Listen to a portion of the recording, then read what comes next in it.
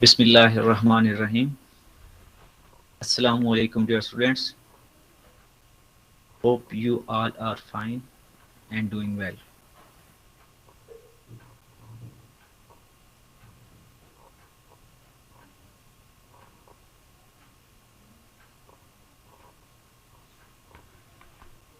आज का जो हमारा टॉपिक है वो है concept of libraries.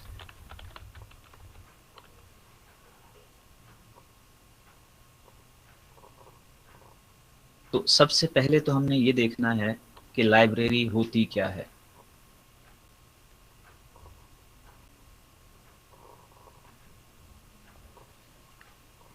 A building or a room containing collection of books, periodicals, films, records, music और borrowing activities, lending activities जहाँ पे होती हूँ इस सब मटेरियल की, उसे हम लाइब्रेरी का नाम देते हैं।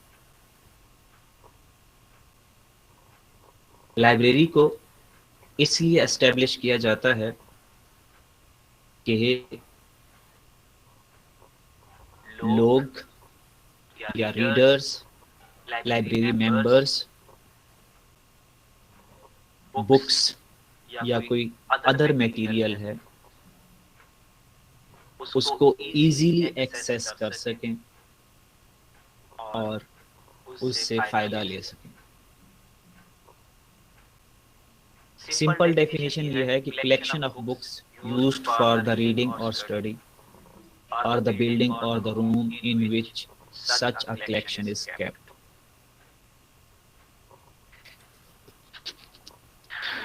Students, are you hearing me?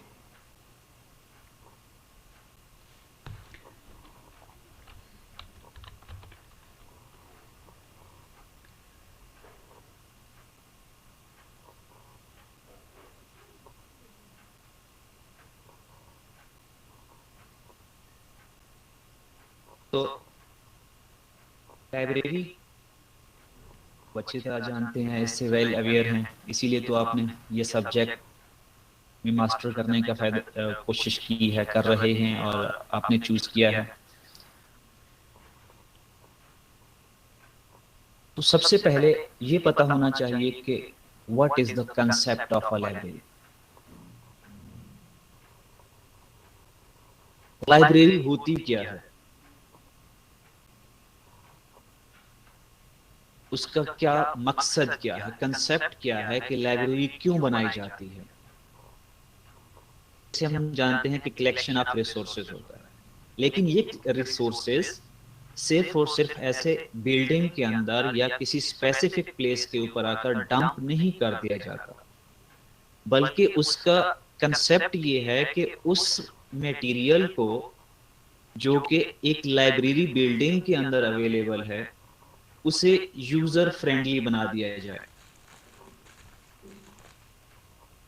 तो जिस भी फॉर्मेट में वो रिसोर्सेज मौजूद हैं उनको सबसे पहले ऑर्गेनाइज करना जरूरी होता है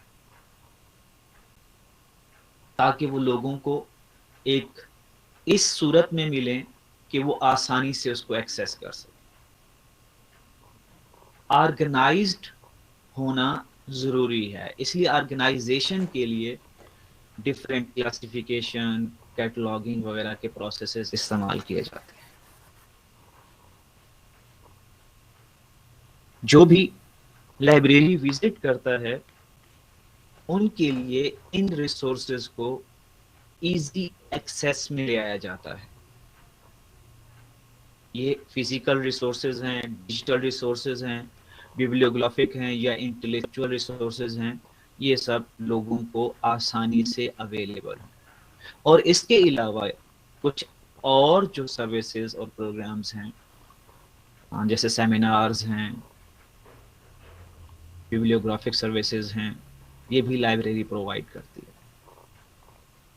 और सबसे बढ़कर एक लाइब्रेरी का कंसेप्ट ये है कि ये लोगों को एजुकेट करती है, इंटरटेनमेंट प्रोवाइड करती है, इंफॉर्मेशन प्रोवाइड करती है।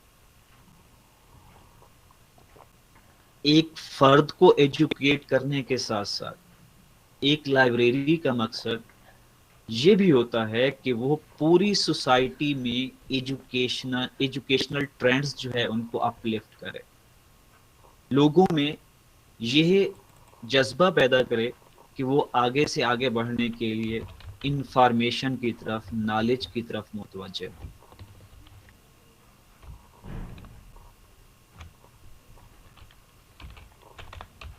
हम हिस्ट्री ऑफ लाइब्रेरीज की बात करते हैं, ये इसके बारे में आप ज़्यादा बेहतर जानते हैं। जस्ट मैंने आपको ओवरव्यू देना है कि लाइब्रेरीज जो हैं वो कब और कैसे जो है वजूद में आई, इनका स्टार्टिंग पॉइंट क्या था। तो उसमें हम देखते हैं कि सबसे पहली लाइब्रेरी तो कहा जाता है उस वक्त वजूद में आ गई थी जब लोगों ने लिखना सीखा था, क्योंकि जो भी रिटन मटेरियल होता है उसको किसी ऑर्गेनाइज फॉर्म में रखना ज़रूरी होता है ताकि वो लेटर टाइम में एक्सेस में आ सके। तो पहली कोशिश जो की गई इन रिटन डॉक्यूमेंट्स को अरेंज करने की,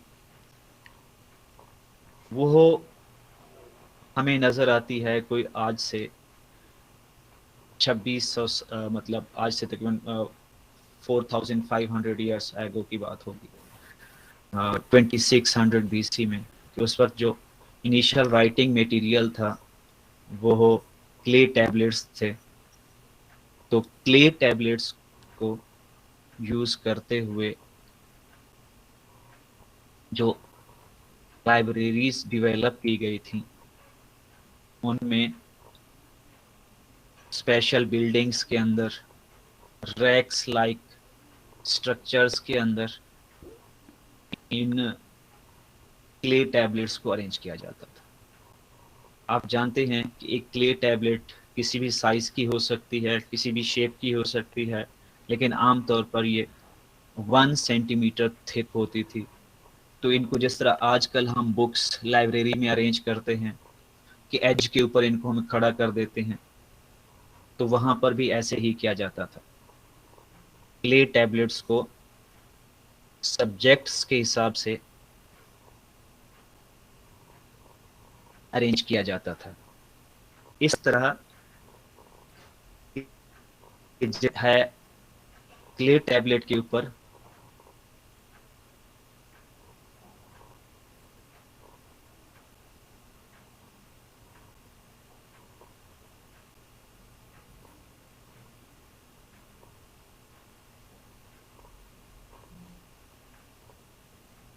उस क्ले टैब को वो आप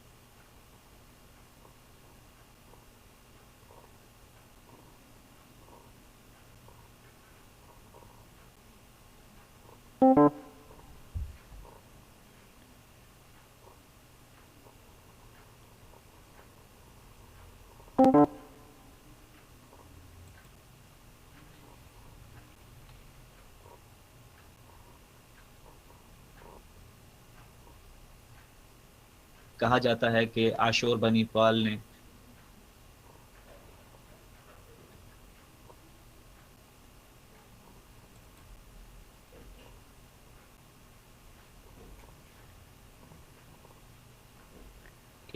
इसलिए एस्टेब्लिश किया था वहाँ। और उस आजकल इस लाइब्रेरी का काफ़ी सारा हिस्सा ब्रिटिश म्यूजियम में मौजूद है।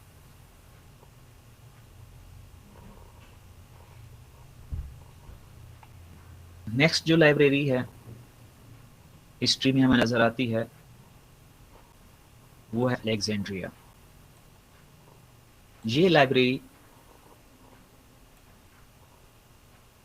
ये पिक्चर देखिए, इसकी कोई मतलब एग्जैक्ट पिक्चर तो आजकल अवेलेबल नहीं है, जस्ट ये आर्टिस्टिक पिक्चर है जिसमें ये शो किया गया है कि जब इस लाइब्रेरी को फायर ने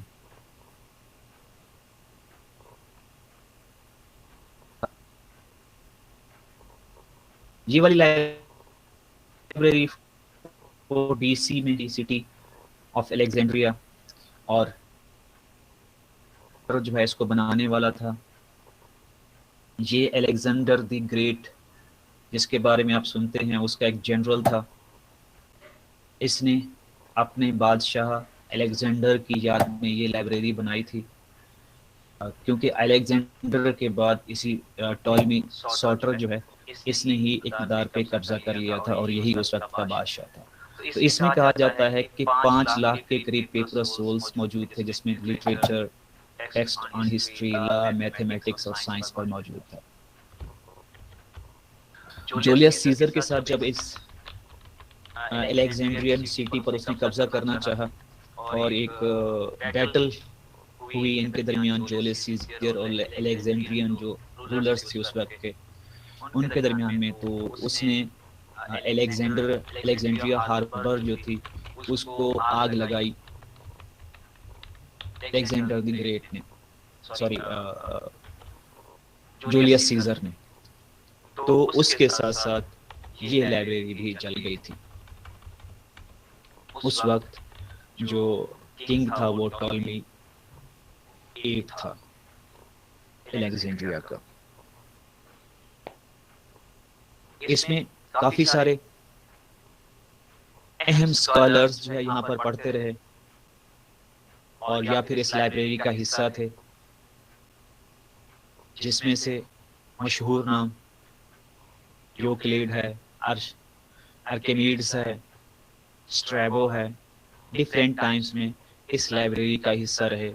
इस लाइब्रेरी की डेवलपमेंट में उन्होंने बहुत ज़्यादा अपना पार्टिसिपेशन डाला। फिर उसके बाद लाइब्रेरी ऑफ परगामम है। ये लाइब्रेरी भी कोई एंशेंट हिस्ट्री की ही है। 3rd सेंचुरी BC में ये डेवलप की गई थी।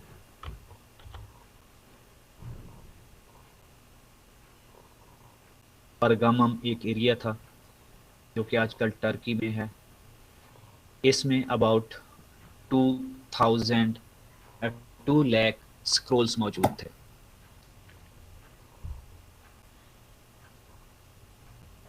ये लाइब्रेरी एक टेंपल कॉम्प्लेक्स का हिस्सा थी। इस टेंपल का नाम गॉडेस ऑफ विजडम था। इसलिए इस लाइब्रेरी में ज्यादातर जो वर्क है वो रिलीजियस। इस लाइब्रेरी का लाइब्रेरी ऑफ अलेक्जेंड्रिया के साथ एक कंपटीशन चलता रहता था। इन दोनों में यह मुकाबला होता था कि ज्यादा रिटन मटेरियल कौन कलेक्ट कर सकता है। इसीलिए इस लाइब्रेरी या इस एरिया में जहां पर ये मौजूद थी, परगामम एरिया सिटी, उसके इर्द गिर्द के एरियाज की अलेक्जेंड्रियंस ने नाकाबंदी कर दी थी ताकि पेपर्स, शीट्स, रोल्स वगैरह यहाँ तक ना पहुंच सकें। तो उसी ने इन लोगों ने फिर उसका हल निकालने के लिए, यानी जो उनको पेपर्स अवेलेबल नहीं था, तो वो उन्होंने अपनी राइटिंग पार्चमेंट्स पर शिफ्ट करना शुरू कर दी, और फिर उन पार्चमेंट से जो मॉडर्न बुक्स की शेप में जो थी कोडेक्स, वो वजूद में आई।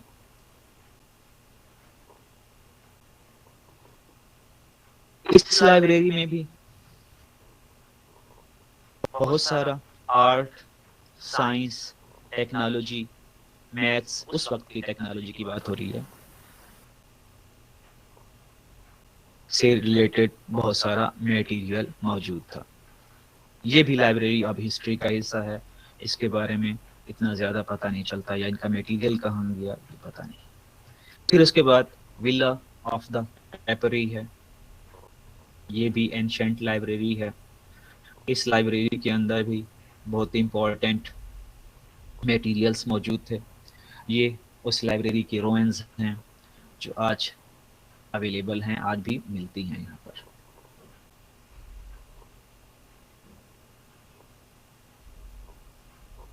कैलिफोर्नियस था, पीसो कैसिनियस, उसने ये सबसे पहले ये लाइब्रेरी डेवलप की थी अपने पर्सनल विला के अंदर, यानी जो उसका अपना महल था उसके अंदर ये लाइब्रेरी बनाई हुई थी। ये लाइब्रेरी 1800 स्क्रोल्स पर मुश्तमिल थी। माउंट वेसुवियस इस के करीब ही मौजूद था, तो इसमें से जब लावा निकला तो उसने इस पूरी लाइब्रेरी को कवर कर दिया, और ये तकरीबन 79 एडी की बात है।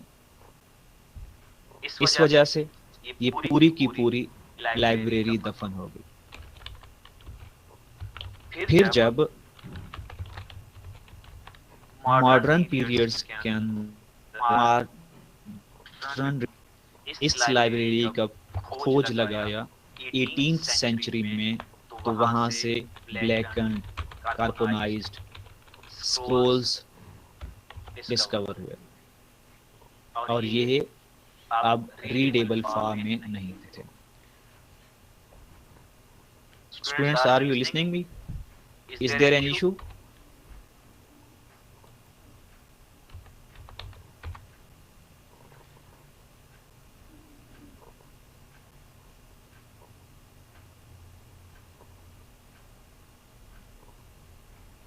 ओके, तो फिर चूंकि इस लाइब्रेरी में जो 1800 के करीब स्क्रोल्स थे, वो सारे एक तकरीबन 9 मीटर 90 फीट थिक जो लेयर थी वोल्केनिक मटेरियल की, उसके अंदर ये दफन होगी पूरी लाइब्रेरी विद इट्स मटेरियल।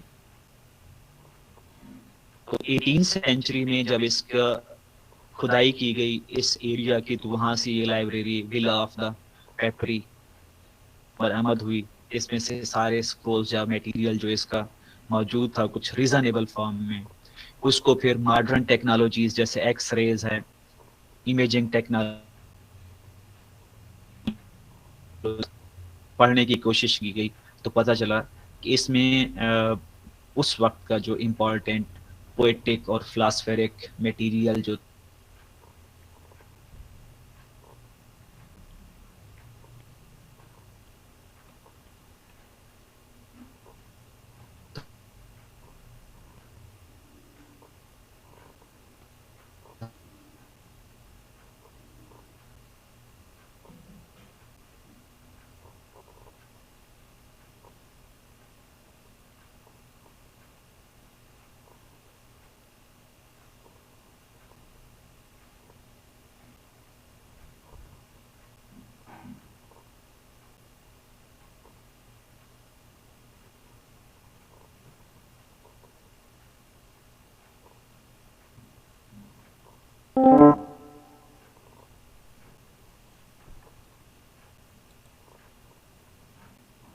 इस लाइब्रेरी को, जैसे मैं पिछली पिक्चर में भी आपको दिखा चुका हूं,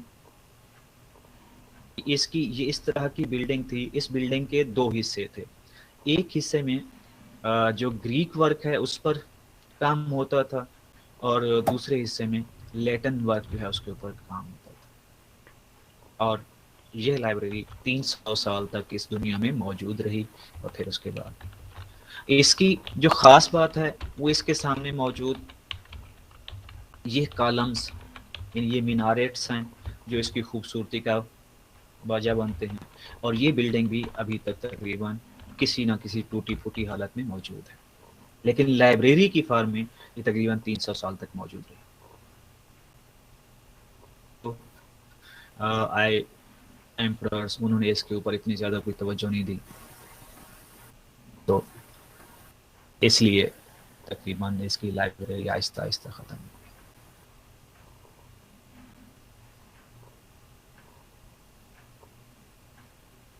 नेक्स्ट लाइब्रेरी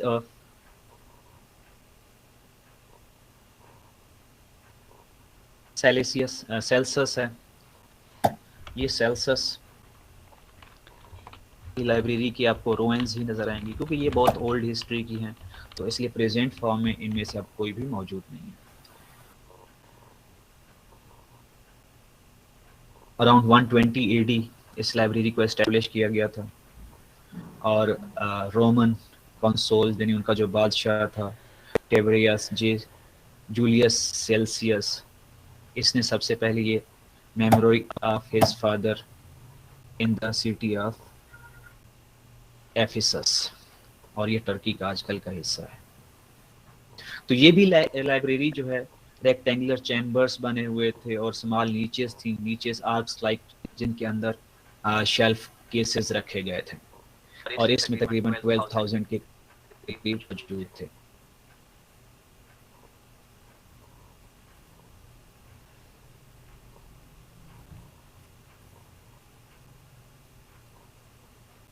इस लाइब्रेरी जो है, जो सेल्सियस है, वो खुद इसमें बहुत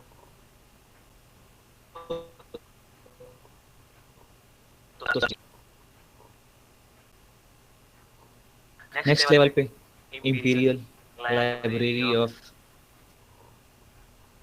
कॉस्टल आती है, यानी जिसको आप हम कहते हैं आजकल टर्की का एक सिटी है, शहर है तुर्की का, तो उसमें ये लाइब्रेरी बनाई गई थी। और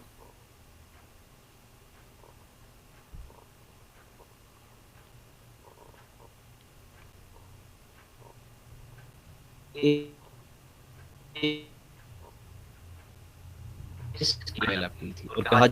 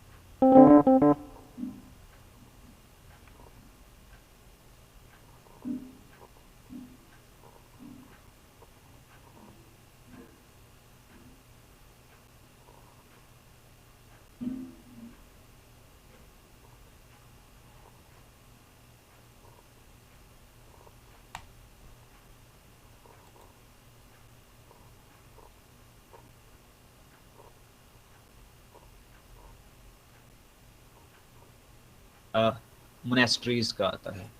मोनेस्ट्रीज कहा जाता है कि ये एक ऐसी बिल्डिंग्स होती हैं जहाँ पर मॉन्क्स रहते हैं, एक बिल्डिंग या बिल्डिंग्स का मजमूआ जहाँ पर मॉन्क्स रहते थे, उन बिल्डिंग्स को मोनेस्ट्रीज कहा जाता था। मॉन्क्स जो है उन लोगों को कहा जाता था जो नॉलेज सीकर्स थे, यानी इल्म हासिल करने के लिए किसी एक जगह पर इकट्ठा हो जाते थे, और किसी एक टीचर की रहनुमाई में वहाँ पर वो पढ़ते थे, रहते थे, और यानी एक तरह का, जिस तरह आजकल के मदरसाज हम देखते हैं पाकिस्तान में या दूसरी दुनिया में, तो इस तरह ये भी एक किस्म के मदरसाज थे।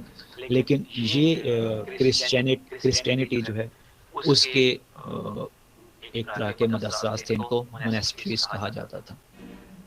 तो जब 505th सेंचुरी शुरू हुई तो उस वक्त उससे पहले पहले रोमन कल्चर जो था वो डोमिनेट करता था।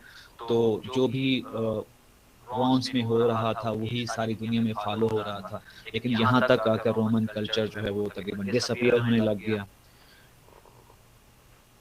ज़वाल पजीर हो गया। तो फिर जो बुक्स कलेक्शन थी वो भी रोक गई। तो फिर मोनेस्ट्रीज जो थी उन्होंने बुक्स कलेक्ट करना शुरू कर दी ताकि वो अपने जो नॉलेज सीकर्स हैं उनकी ज़रूरियात को पूरा कर सकें। यहाँ पर जो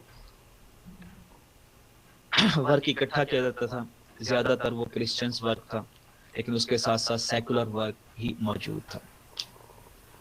और आप जानते हैं कि जब बुक प्रिंटिंग, इस वक्त तक आते आते बुक प्रिंटिंग भी स्टार्ट हो चुकी थी, तो ज्यादातर मटेरियल जो है वो बुक्स पेपर की फॉर्म में मौजूद था। लेकिन जो क्रिश्चियंस पोप वगैरह थे या उनके जो मजहबी पेशवा थे, उन्होंने सिर्फ मजहबी इल्म के अलावा बाकी जितना भी इल्म था उसके ऊपर पाबंदी लगाई हुई थी, स्पेशली साइंटिफिक नॉलेज। उसको वो अपने मजहब की रूह के खिलाफ समझते थे, इसलिए उसके ऊपर तो पक्की पाबंदी थी कि वो इस तरह का कोई मटेरियल ना पब्लिश होगा, ना किसी लाइब्रेरी में इकट्ठा होगा और ना ही कोई उसको पढ़ सकेगा। लेकिन फिर भी ये जो मोनेस्ट्रीज थी, इन्होंने क्रिश्चियंस विल के अगेंस्ट जाते हुए, चर्च की लीडरशिप को चैलेंज करते हुए ऐसा मटेरियल जो कि थोड़ा सेकुलर टाइप का था,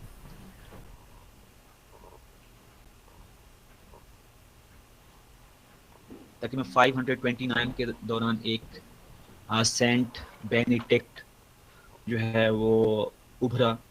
उसने अपना एक रूल एस्टेब्लिश किया जिसके मुताबिक ये जो बुक्स हैं उनको कॉपी करना, रीडिंग लाइब्रेरीज बनाना और इस तरह का जो रीडिंग से रिलेटेड जो एक्टिविटीज थी उनको प्रमोट करना शुरू कर दिया।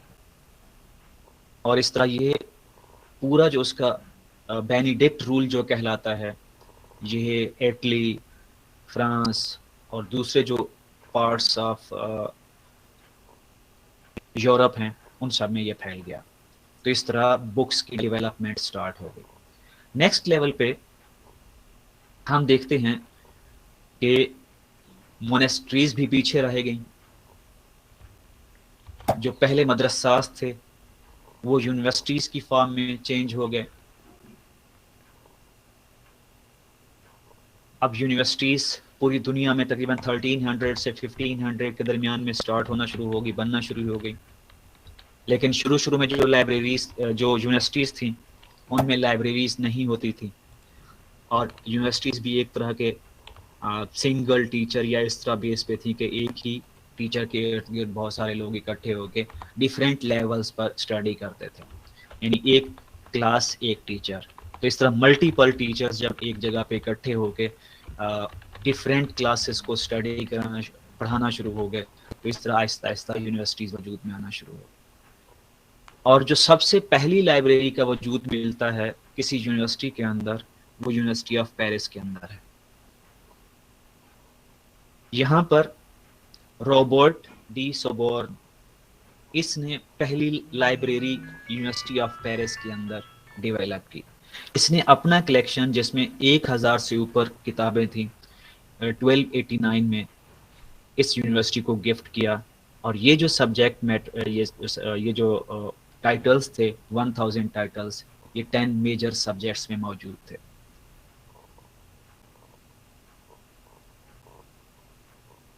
यूनिवर्सिटी मैं आपको जैसे भी बता चुका हूँ एक ऐसी जगह थी जहाँ पर लोग पढ़ने के लिए आते थे। तो यूनिवर्सिटीज ने सबसे पहले बुक कलेक्शन, यूनिवर्सिटी में जो टीचर्स थे उन्होंने बुक कलेक्शन स्टार्ट की। वो जस्ट लिमिटेड लेवल पे होती थी, कोई बाकायदा लाइब्रेरी की शक्ल में नहीं होती थी। फिर उसके साथ साथ इसकी देखा देखी बाकी लाइब्रेरीज जो है ना है ये काम बाकी यूनिवर्सिटीज़ ने भी ये काम शुरू कर दिया कि बजाय हर टीचर का कोई पर्सनल कलेक्शन हो, उन्होंने एक सेंट्रलाइज्ड लाइब्रेरी बना दी जिसके अंदर मल्टीपल कॉपीज़ एक ही टाइटल की रखी जाती थी ताकि सर्कुलेशन उसकी ज़्यादा से ज़्यादा हो और ज़्यादा से ज़्यादा स्टूडेंट्स तक या नॉलेज सीकर्स तक वो पहुंच सके।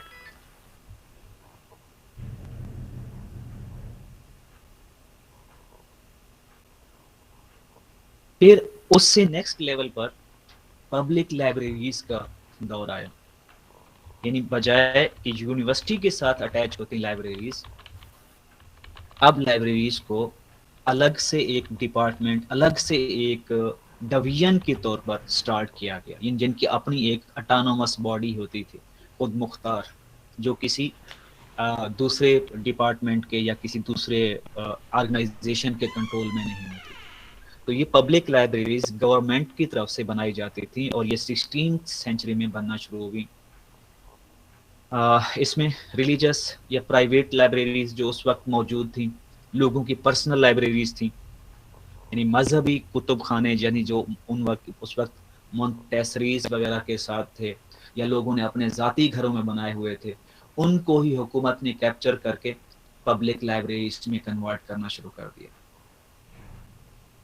कहा जाता है कि जब फ्रांस में इनकलाब आया 1792 में, उस वक्त जो उस वक्त के उमरा थे फ्रांस के, उनसे, क्योंकि आम आवाम उसमें बेखर गई थी, आपको पता है, उन्होंने हुक्मरानों पर या उनके जो भी उमरा रऊसा वगैरह थे उन पर हमला करना शुरू कर दिया था, उनके महल्लात को लूटना शुरू कर दिया था। तो कहा जाता है कि उस वक्त इस इनकलाब के दौरान 1792 में तकरीबन 8 मिलियन के करीब बुक्स जो है वो रिकवर हुई पर्सनल लाइब्रेरीज में से, और लेकिन इनको जब एक जगह पे डंप कर दिया गया उन मोहल्ला से लूटने के बाद, तो कोई इनकी शुरू में किसी किस्म की मैनेजमेंट नहीं थी, जस्ट डंपिंग थी। फिर जब हम देखते हैं कि उसके बाद अमेरिका में भी पब्लिक लाइब्रेरी शुरू हो गई। फर्स्ट पब्लिक लाइब्रेरी जो थी पीटरबर्ग में शुरू हुई, फिर बोस्टन पब्लिक लाइब्रेरी 1854 में शुरू हुई, न्यूयॉर्क पब्लिक लाइब्रेरी 1895 में शुरू हुई और लॉस एंजलिस पब्लिक लाइब्रेरी 1889 में शुरू हुई।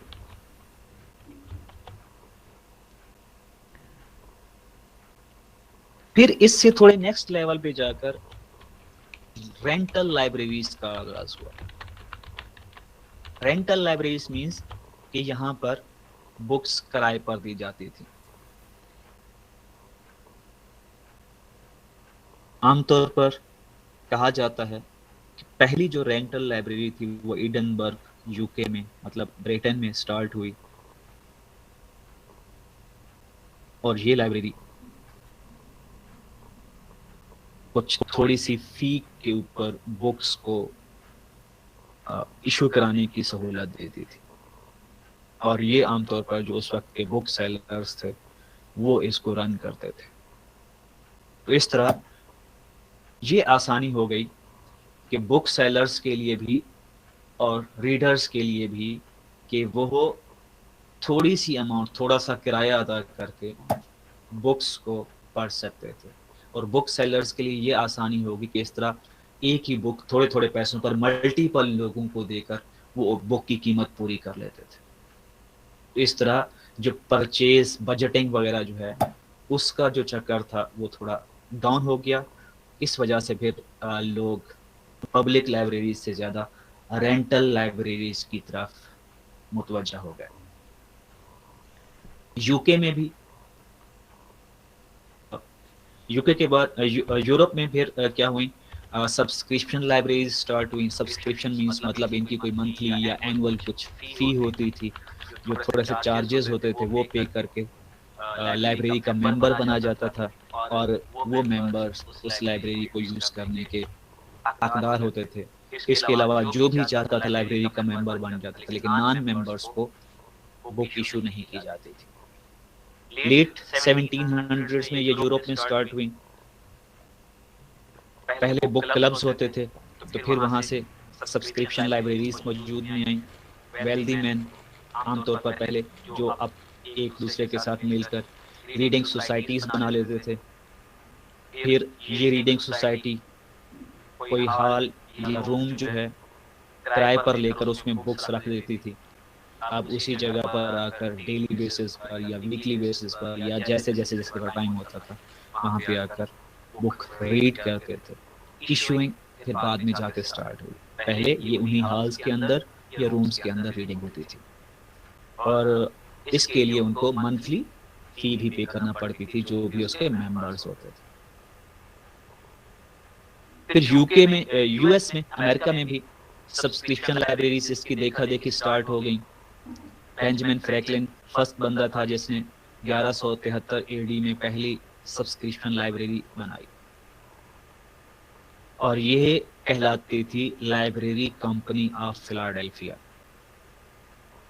और इसकी जो उस वक्त की ज्वाइनिंग फी थी वो 40 शिलिंग्स थी।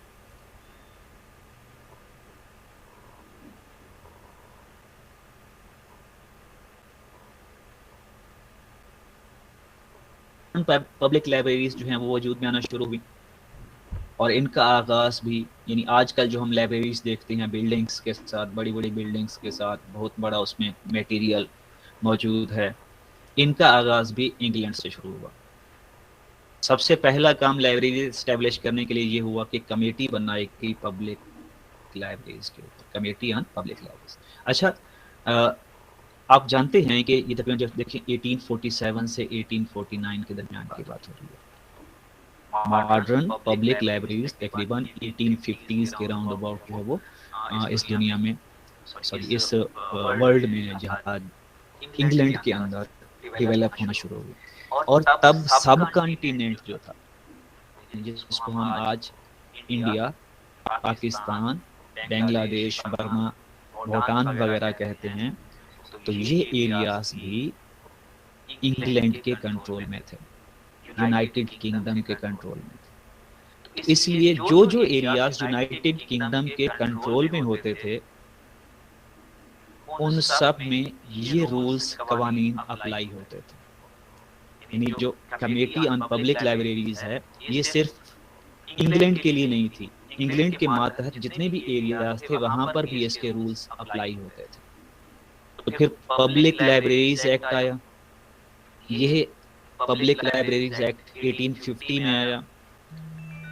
तो इस के मुताबिक ऐसी लाइब्रेरीज, सॉरी ऐसी सिटीज जिनकी पॉपुलेशन 10,000 या उससे ज्यादा थी, उनके अंदर पब्लिक लाइब्रेरीज बनाने का आगाज किया गया। लेकिन इसके लिए उस सिटी के अंदर मौजूद लोगों के ऊपर एक मामूली सा टैक्स लगाया गया, ताकि जो लाइब्रेरी की बिल्डिंग है, लाइब्रेरी का मटेरियल है, या जो रूटीन एक्टिविटीज हैं, उनके अखराजात इसी से निकाले जाएं। फिर 1919 में काउंटी लाइब्रेरी एक्ट आया। यानी बजाय अब बड़े बड़े सिटीज के अंदर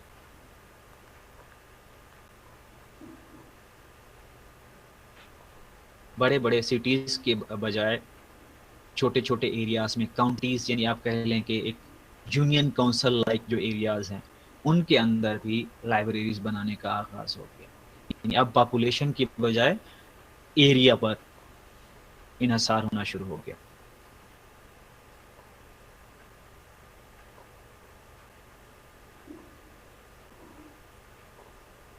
दुनिया की जो सबसे बड़ी लाइब्रेरीज की जब हम बात करते हैं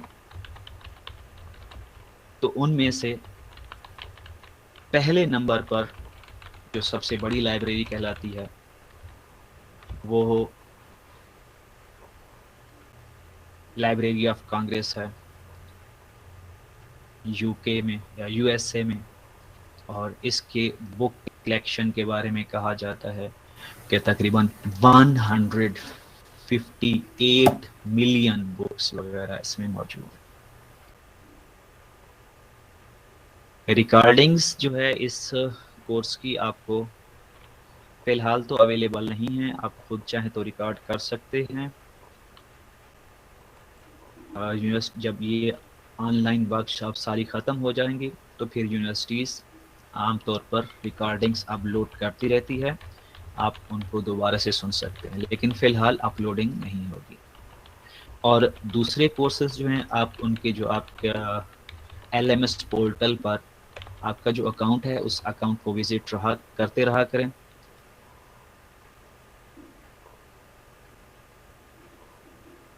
उनको आप विजिट करते रहा करें, वहाँ पर आपको हर आपके कोर्स कोड का शेड्यूल मिल जाएगा कि कौन सी वर्कशॉप्स किस डेट को और कब हो रही हैं। मेरा ख्याल है कुछ कोर्सेज की वर्कशॉप्स अभी साथ साथ चल भी रही हैं, तो इसलिए आप जिस तरह इस कोर्स के लिए आप लॉग इन हुए हैं इस तरह बाकी कोर्सेज को भी चेक कर लिया करें। तो सबसे बड़ी लाइब्रेरी कौन सी है वर्ल्ड की, वो है लाइब्रेरी ऑफ कांग्रेस। यानी हम अब मॉडर्न जो आजकल लाइब्रेरीज मौजूद हैं उनकी बात कर रहे हैं। सॉरी, मैं सेम टाइम की बात नहीं कर रहा हूँ। जब इस क्लास का टाइम ख़त्म होगा तो नेक्स्ट क्लास का टाइम स्टार्ट हो जाएगा, जिसमें दरमियान में कुछ मिनट्स का गैप भी होता है। इसलिए आप शेड्यूल चेक कर लीजिए कि आपकी कौन सी क्लास किस टाइम स्टार्ट होती है।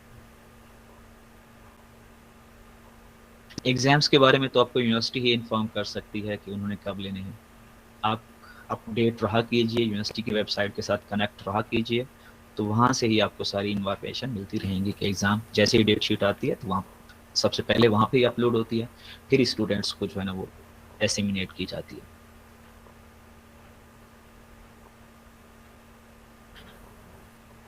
तो अच्छी बात है, अभी अगर कोई क्लास और स्टार्ट नहीं हुई तो आप एक ही सब्जेक्ट्स पर फोकस रहें, इसी को पहले अच्छी तरह प्रिपेयर करने की कोशिश करें। तो बहरहाल मैं बात कर रहा था कि लाइब्रेरी ऑफ कांग्रेस में 158 मिलियन बुक्स अवेलेबल हैं, 470 प्लस लैंग्वेजेस में हैं, जिनमें से 61 मिलियन कहा जाता है कि वो मैन्युस्क्रिप्ट्स हैं, यानी हाथ से लिखी हुई किताबें हैं। और 1 million US government publications, world newspapers भी इसी तरह बहुत ज़्यादा आते हैं उसमें, और comics books, maps, music, recordings, photographic images वगैरह वगैरह, इस तरह का मटेरियल यहाँ पर मौजूद है। फिर दूसरे नंबर पर जो है वो है ब्रिटिश लाइब्रेरी UK। इसमें जो बुक कलेक्शन है वो तकरीबन 150 मिलियन है। ये लंदन में लोकेटेड है। इसमें भी ज़्यादातर जो है वो नॉलेज मौजूद है जो आप कह सकते हो कि दूसरे कंट्री से लाया हुआ, यानी जब जो इंग्लैंड की कॉलोनीज थी जैसे साउथ एशिया है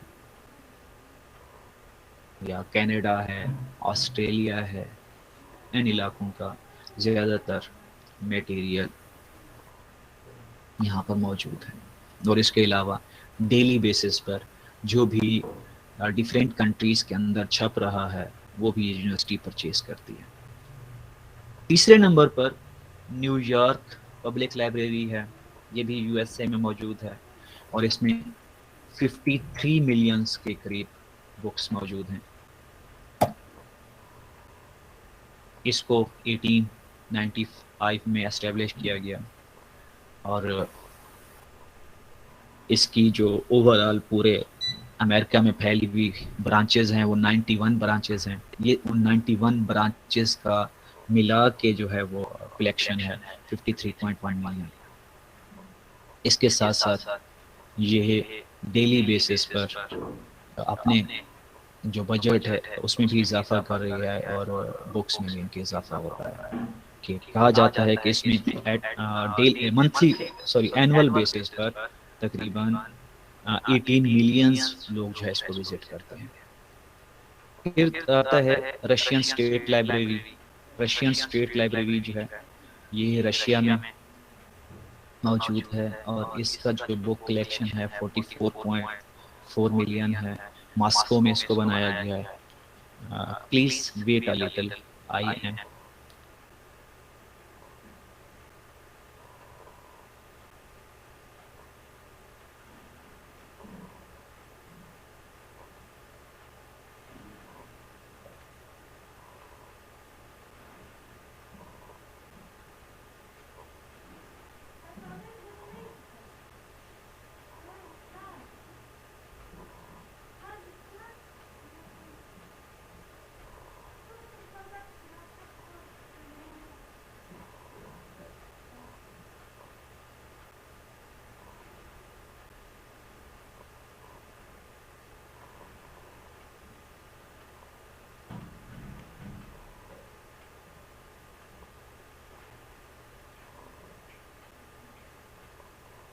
अच्छा जी, चौथे नंबर पर जो लार्जेस्ट लाइब्रेरी ऑफ वर्ल्ड है वो है रशियन स्टेट लाइब्रेरी, रशिया।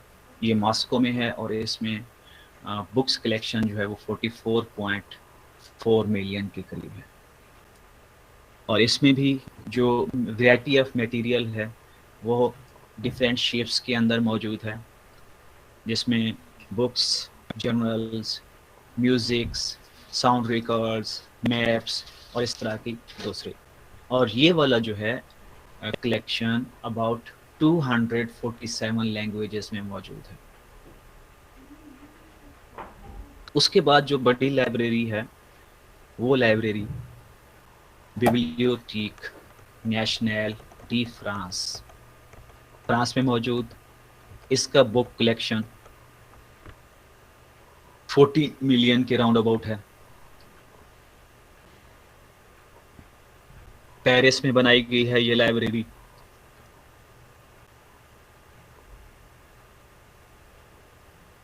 इसमें एनुअल बेसिस पर तकरीबन 1.5 लाख के करीब आइटम्स शामिल किए जाते हैं और तकरीबन 1.5 मिलियन ही लोग इसको सालाना विजिट करते हैं। फिर जो एक और लाइब्रेरी है वो है नेशनल लाइब्रेरी ऑफ रशिया। इसमें जो बुक कलेक्शन है वो 36 मिलियन के राउंड अबाउट है। ये लाइब्रेरी रशिया की ओल्ड लाइब्रेरीज में से है, 1795 में एस्टेब्लिश हुई थी। इसमें भी एनुअल बेसिस पर तकरीबन 1 लाख के करीब आइटम्स इसमें ऐड होते हैं और 1 लाख के करीब ही इसमें एनुअल विजिटर्स भी होते हैं। तो इसमें भी डिफरेंट लैंग्वेजेस, डिफरेंट रीजन्स और कंट्रीज का पोइट्री, फिलॉसफी, रिसर्च, साइंस से रिलेटेड वर्क मौजूद है। फिर इसके बाद हम बात करते हैं कि मुस्लिम वर्ल्ड के अंदर लाइब्रेरीज।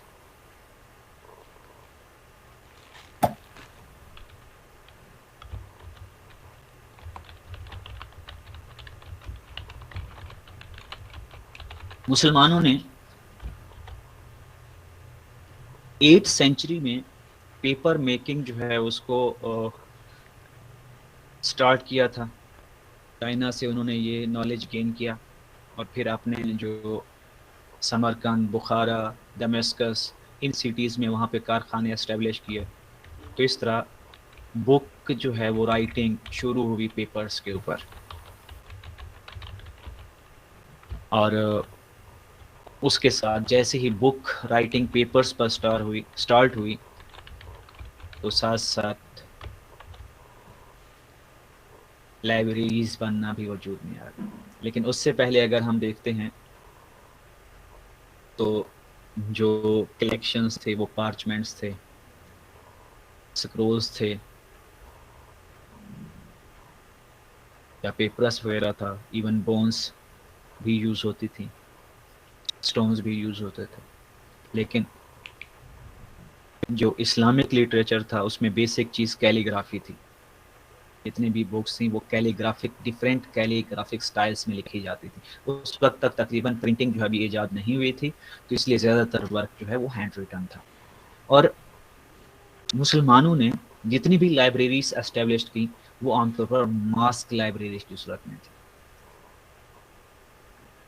कहा जाता है कि जो उस वक्त लाइब्रेरीज थी मुस्लिम वर्ल्ड के अंदर, उनको डिफरेंट नामों से, यानी लाइब्रेरी की बजाय बैतुल हिकमा, खजीनतुल हिकमा, दारुल हिकमा, दारुल इल्म, दारुल कुतुब, खजीनतुल कुतुब, बैतुल कुतुब, किताब खाना, कुतुब फैन वगैरह वगैरह के डिफरेंट नाम थे। मदरसा libraries, public libraries, private libraries, palace libraries, imperial libraries और libraries attach to the hospitals, उस वक्त की डिफरेंट फॉर्म्स की लाइब्रेरीज थी। मेन जो लाइब्रेरीज थी वो क्या थी, मस्जिदों के साथ थी। इस्लामिक सिविलाइजेशन में आगाज में मस्जिद को एक ऐसे सेंटर के तौर पर लिया जाता था जो सोसाइटी गैदरिंग्स के लिए इस्तेमाल होता था। मुआशरती पहलू थे, सिर्फ मस्जिद वर्शिप की प्लेस नहीं थी, बल्कि वहाँ पर उसके साथ साथ जितने भी इंसानी जिंदगी के पहलू हैं वो वहीं पर सर अंजाम दिए जाते थे। निकाह वगैरह है, डेलीगेशंस आते हैं कहीं बाहर से, जजेस, काजी वगैरह जो थे वो भी मस्जिदों में ही बैठकर फैसले वगैरह किए जाते थे। जंगों पर जाने के फैसले, उनकी ट्रेनिंग्स, फौजियों की ट्रेनिंग्स वगैरह वो मॉस्क या उनसे रिलेटेड एरियाज में होती थी। तो पहली जो हम कहते हैं या आजकल की जो बड़ी मॉस्क लाइब्रेरी है वो जामिया अल अजहर की लाइब्रेरी है। कायरो में, काहिरा यानी मिस्र के अंदर ये मौजूद है। 9th सेंचुरी में इसको स्टार्ट किया गया एज अ मदरसा और फिर 18th सेंचुरी में आकर इसने यूनिवर्सिटी का स्टेटस गेन किया। Al Azhar university oldest university of Muslim world कहलाती है और उसके साथ साथ ये यूनिवर्सिटी 1000 साल से स्टूडेंट्स को पढ़ा रही है। ऐसी और कोई दुनिया की यूनिवर्सिटी नहीं है जो इतनी पुरानी हो। Same is with its Qutub खाना जो इसके साथ था।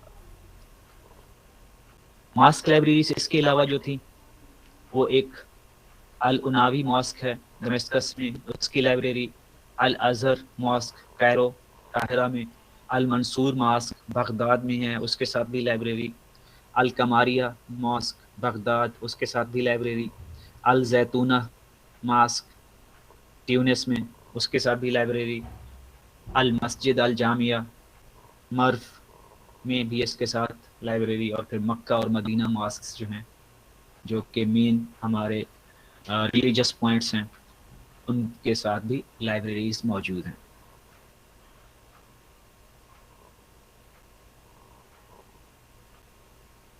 Great libraries of Muslim worlds की अगर हम बात करते हैं तो 3 बड़ी बड़ी लाइब्रेरीज के बारे में पता चलता है। एक अब्बासियाद लाइब्रेरीज है जिसको हाउस ऑफ विजडम या अरबी में बैतुल हिकमा कहा जाता था, ये बगदाद में है। और फिर library of Fatimid caliphs in Cairo, फातमी लाइब्रेरी कहलाती है। और फिर लाइब्रेरी ऑफ स्पेनिश उमैया बनो उमैया जो फैमिली जिन्होंने स्पेन में जाके अपना रूल शुरू किया था, उन्होंने कार्डोवा में, करतबा जिसको कहते हैं, वहां पर लाइब्रेरी स्टार्ट की। हाउस ऑफ विजडम जो था या बैतुल हिकमा था वो सिर्फ एक बुक स्टोर नहीं था, बल्कि वहां पर रिसर्चर्स, साइंटिस्ट्स, रिलीजियस स्कॉलर्स, एक ऐसा हाउस ऑफ विजडम था जिसमें दुनिया जहान के हर नॉलेज को सिखाया जाता था। यह वो वक्त था जिसको मुस्लिम्स गोल्डन पीरियड कहा जाता है। उस वक्त जो बगदाद था वो एक दुनिया का सेंटर पॉइंट था जहां पर तमाम दुनिया से आने वाले लोग इल्म हासिल करते थे। तो first established in 9th century AD, reign of Abbasid in Baghdad, अब्बासी खुलफा वगैरह जो थे, या अब्बासी जो टाइम पीरियड है उसमें library stock with Persian, Indian, Greek manuscripts, hand written work था ज़्यादा उस वक्त, क्योंकि उस वक्त तक तकरीबन प्रिंटिंग प्रेस तो ईजाद हुई नहीं थी। मैथमेटिक्स, एस्ट्रोनॉमी, साइंस, मेडिसिन और फिलॉसफी। इस्लामिक वर्ड्स का सबसे बड़ा इंटेलेक्चुअल नर्व, सेवरल 100 ईयर्स, लेकिन इसकी किस्मत बहुत बुरी थी कि जब मुसलमानों का ज़वाल हुआ, मंगोलों ने मुस्लिम एरियाज पर हमला किया, तो 1258 एडी में जब मंगोलों ने बगदाद पर अटैक किया, उसको तबाह व बर्बाद कर दिया, तो तबाही की जद में आने वाली एक लाइब्रेरी ये हाउस ऑफ विजडम भी थी। कहा जाता है कि इसमें इतनी ज्यादा बुक्स थी कि उनको जलाना मुमकिन नहीं रहा, तो मंगोल्स ने उनको नाइल रिवर में, दरियाए दजला में उन्होंने फेंक दिया। और इतना फेंक थी कि वो बुक्स कहते हैं कि उनके दरिया का पानी का फ्लो रुक गया और कई अरसा तक वो पानी इंक की वजह से, बुक इंक की वजह से ब्लैकिश होता रहा।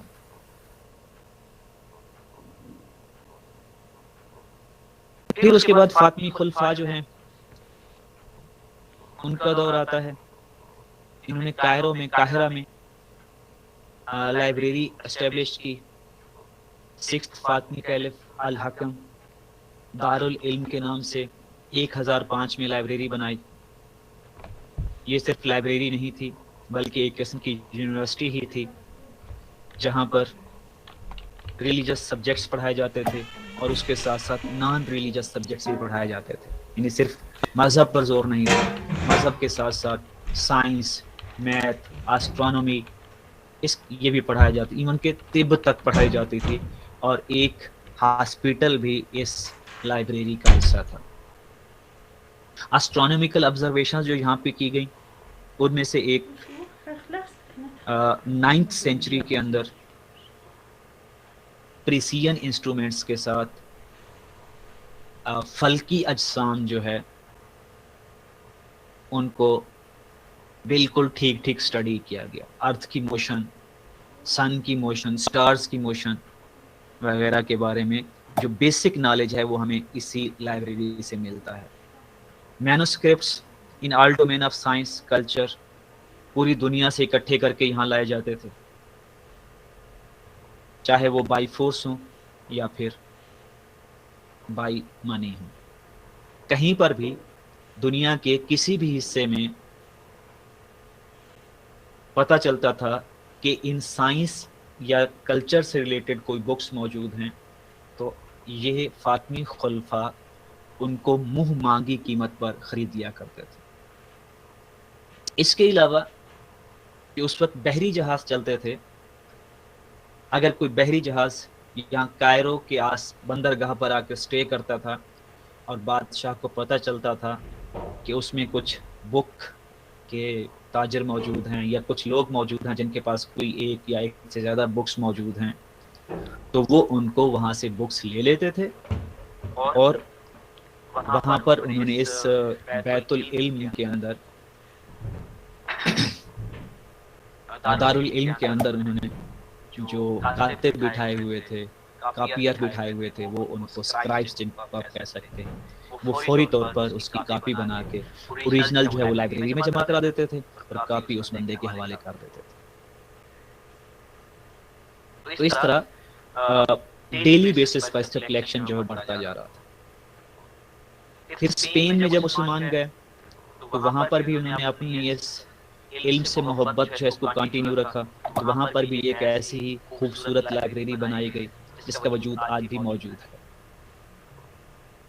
अब्दुल अर रहमान जो किंग था, अब्दुर्रहमान अल थ्री, उसका बेटा जब अल हकम टू जो है वो हुक्मरान बना, तो उसने जो थिंकर्स, राइटर्स वगैरह थे उनको बहुत ज्यादा सपोर्ट किया।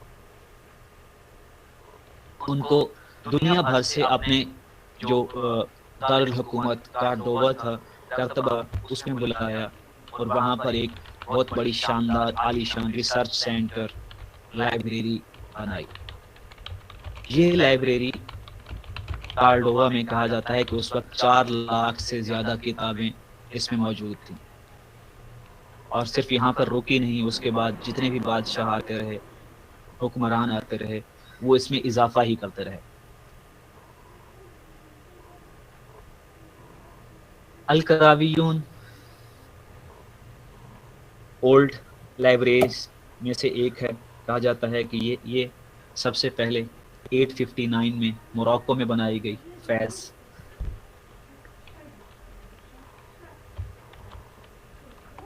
किसकी? फातिमा एल फेरिया, उसने ये लाइब्रेरी एस्टेब्लिश की और अफ्रीका की सबसे ओल्डेस्ट लाइब्रेरी समझी जाती है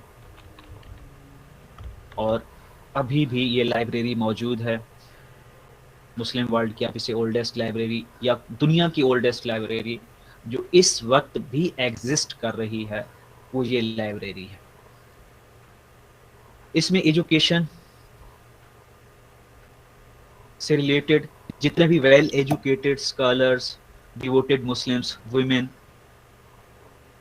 वगैरह जो है, जो रिलीजियस में, साइंस में अपनी एजुकेशन को इंक्रीज करना चाहती थी, उनके लिए यह बनाया गया था और वो यहाँ पे आके स्टे करती थी, पढ़ती थी और एजुकेशन वगैरह जो भी है वो वहाँ से उनकी कंप्लीट होती थी।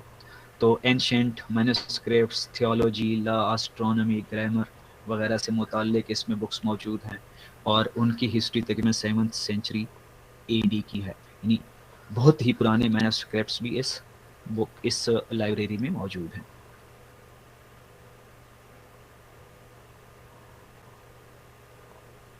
मॉडर्न लाइब्रेरीज की बात करते हैं मुस्लिम वर्ल्ड में, तो आजकल की जो एक अजीम शान लाइब्रेरी है वो किंग अब्दुल अजीज़ पब्लिक लाइब्रेरी है रियाज में। ये लाइब्रेरी 1999 में डेवलप की गई, 15 दिसंबर 1999। और जब ये लाइब्रेरी स्टार्ट की गई तो इसमें 2 प्राइवेट लाइब्रेरी कलेक्शंस इसमें शामिल किए गए। एक ओरिएंटलिस्ट जॉर्ज रेंट्स उसकी लाइब्रेरी और हमजा अबू बकर उसकी लाइब्रेरी इसमें शामिल की गई। इसमें 7000 से अबव अरब के रेयर कॉइन्स मौजूद हैं, कलेक्शन मौजूद है। किंग अब्दुल अजीज़ पब्लिक लाइब्रेरी जो है, इसमें 5271 रेयर अरब टाइटल्स मौजूद हैं जो कि अरबिक बुक्स डेटाबेस में, और 3000 रेयर अरब बुक्स करंटली बीइंग कैटलॉग्ड। यानी ये एक ऐसी लाइब्रेरी है जिसमें इस्लाम के आगाज़ और उससे पहले के भी कुछ कुतुब मौजूद हैं।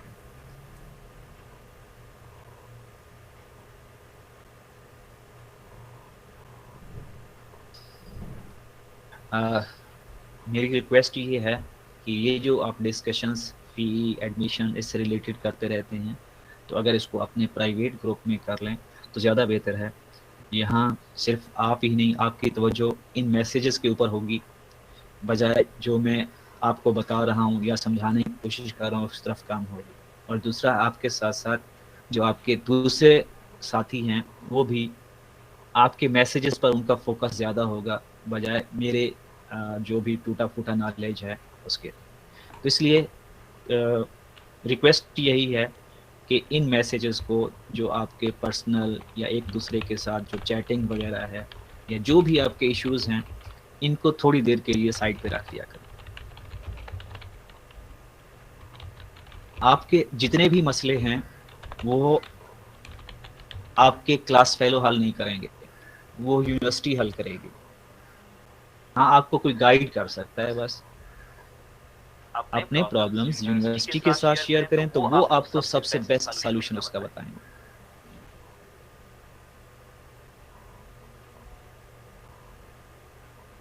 Nations library of Turkey, modern library, बहुत ही खूबसूरत बिल्डिंग के साथ। इसको प्रेसिडेंशियल लाइब्रेरी भी कहा जाता है टर्की में। और ये फरवरी 2020 में, मतलब अभी हाल ही में जो है इसको बनाया गया है। रजब तैयब अर्दोगान जो उनके प्रेसिडेंट हैं, उनकी तरफ से इसको इनाग्रेट किया गया है। इसमें 4 मिलियन के करीब बुक्स मौजूद हैं, 134 डिफरेंट लैंग्वेजेस में, और 120 मिलियन रिपोर्ट्स भी मौजूद हैं। ये दुनिया की वाहिद लाइब्रेरी है जिसने अपना आगाज ही लाखों के कलेक्शन के साथ किया है। बाकी आप लाइब्रेरीज को देखें, वो चंद हजार से शुरू होकर आहिस्ता आहिस्ता आहिस्ता आहिस्ता अपना जो कलेक्शन है उसको डेवलप करती है। लेकिन ये वाली लाइब्रेरी एक ऐसी थी कि जिसका आगाज ही मिलियंस के कैलकुलेशन से हुआ, कलेक्शन से हुआ। और इसमें जो है डिपॉजिटरी लाइब्रेरी कहलाती है कि प्रेसिडेंशियल लाइब्रेरी रिसीव बुक्स पूरी दुनिया से इकट्ठी करती है फॉरेन मिनिस्ट्री के थ्रू, या जो भी टर्की के डिप्लोमेटिक एम्बेसडर्स वगैरह सारे कंट्रीज़ में, दूसरे कंट्रीज़ में मौजूद होते हैं, तो उनकी ये भी रिस्पॉन्सिबिलिटी होती है कि वहाँ पर ये पब्लिश होने वाली बेहतरीन कुतुब जो हैं उनको ख़रीद कर टर्की को भिजवाएं।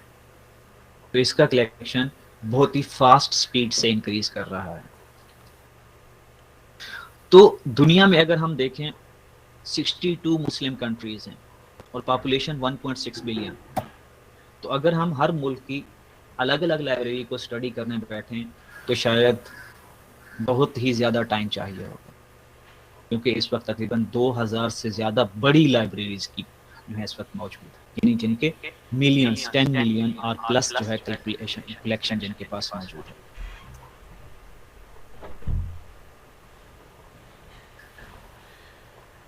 फिर हम पाकिस्तान की बात करते हैं कि पाकिस्तान में लाइब्रेरीज कैसे डेवलप हुई।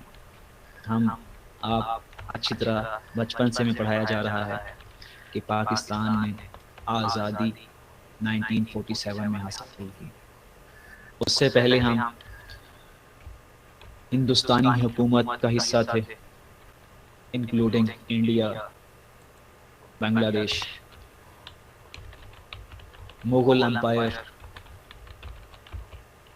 उससे पहले गजनवी डायनेस्टी, और उससे पहले भी किसी न किसी सूरत में यहाँ पर हुकूमतें मौजूद रहीं। लेकिन इन सब को जब बरतानिया ने ऑक्युपाई किया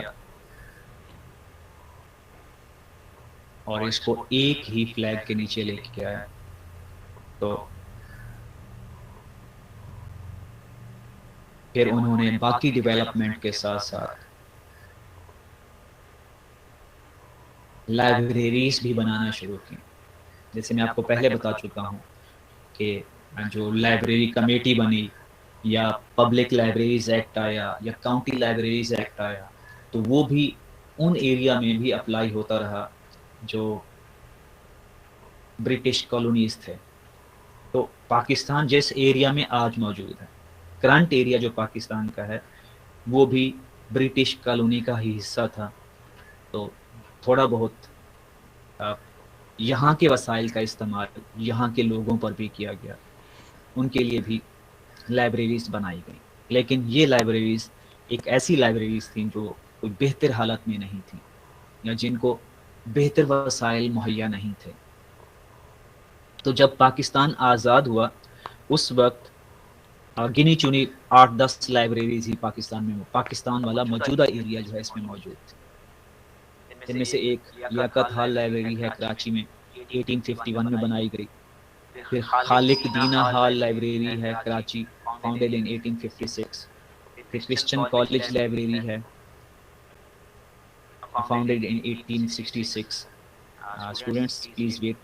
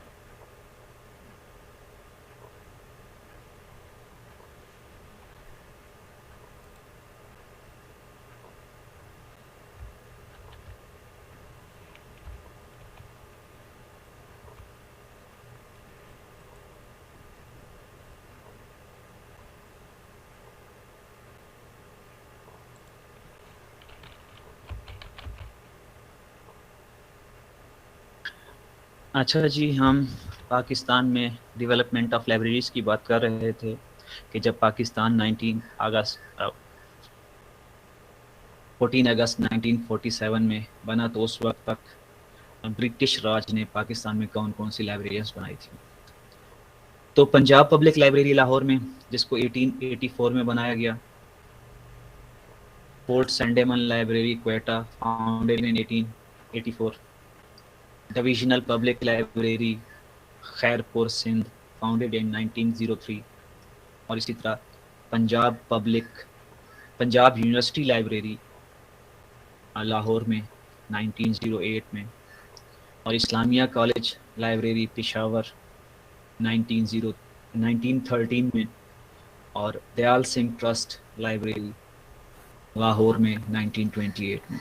और इसके साथ साथ कराची सिविल सेक्रेटरीट लाइब्रेरी, ये भी 1930s के राउंड अबाउट सिंध जो असेंबली थी उसके साथ बनाई गई। तो ये उस वक्त की कुछ लाइब्रेरीज हैं, यानी बस गिनी चुनी ये चंद एक लाइब्रेरी हैं जो पाकिस्तान के हिस्से में आई। अब इनकी भी हालत बुरी थी, यानी कलेक्शन जो है इतना ज़्यादा कोई वेल डेवलप्ड नहीं था। ये लाइब्रेरीज आज भी मौजूद हैं और तकरीबन हाल इनका भी वही है जैसा उस वक्त था, क्योंकि हमारा कुछ इतना ज़्यादा लेना देना लाइब्रेरीज से रहा नहीं है।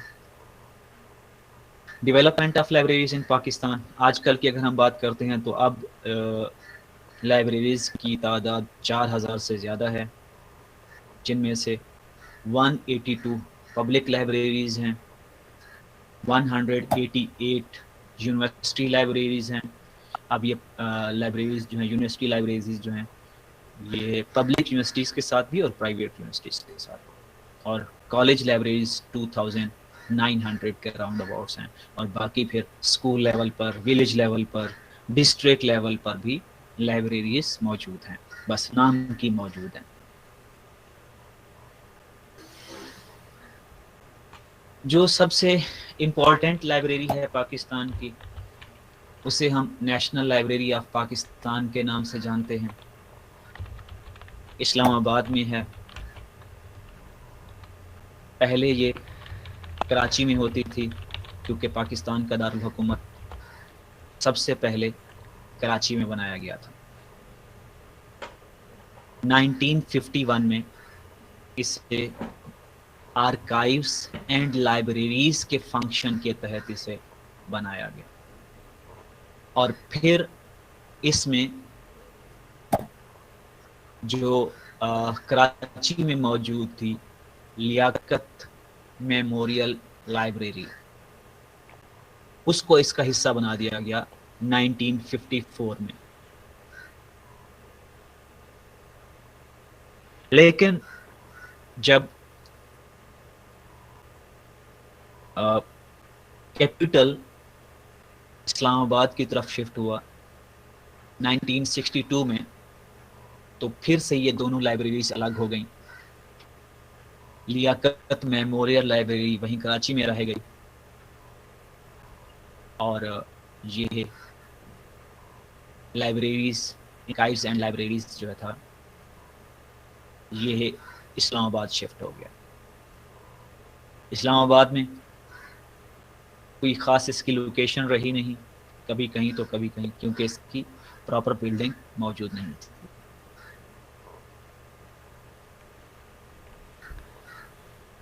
About 14 years later of independence, 1980 में इसकी कंस्ट्रक्शन इस लाइब्रेरी की स्टार्ट हुई, और 1993 में इसको फंक्शन किया गया, पब्लिक लाइब्रेरी के तौर पर ओपन किया गया। इसमें इस वक्त 2 लाख के करीब किताबें मौजूद हैं, जो परचेज से, गिफ्ट से, एक्सचेंज पॉलिसी से, लीगल डिपॉजिट से हासिल होती हैं। और इसके साथ साथ 580 हैंड रिटन मटेरियल भी मौजूद है। 10,000 रेयर बुक्स उर्दू, अरेबिक और पर्शियन में भी इसमें मौजूद है। इस लाइब्रेरी का जो मेन फंक्शन है ये रेफरेंस लाइब्रेरी है। मीन्स के ये लाइब्रेरी बुक्स इशू नहीं करती। हाँ, अलबत्ता आप इस लाइब्रेरी के अंदर बैठकर जितना चाहें पढ़ सकते हैं। इस लाइब्रेरी का बुक से रिलेटेड इश्यूज के साथ साथ लीगल डिपॉजिट भी यहाँ पे होते हैं। यानी परचेज के साथ साथ जो भी पाकिस्तान में यानी बाई लॉ ये पाबंद हैं, जो भी पब्लिशर्स हैं या ऑथर्स हैं, अगर वो कोई बुक राइट करते हैं, लिखते हैं, तो उसकी कम से कम 2 कॉपीज इस लाइब्रेरी में वो जमा कराने के पाबंद हैं। यह लाइब्रेरी कॉपीराइट लाइसेंस भी इशू करती है। ISBN नंबर्स जो हैं वो भी इसको बुक्स को इशू करती है। इसके साथ साथ जो ओपेक सर्विसेज हैं वो भी ये प्रोवाइड करती है।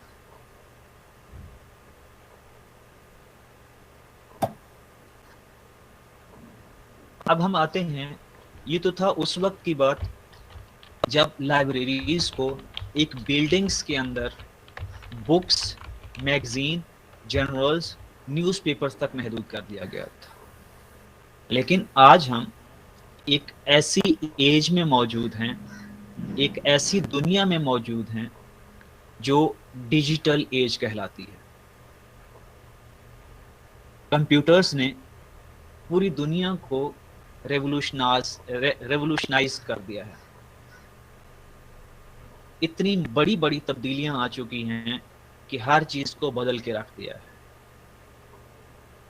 तो उस वजह से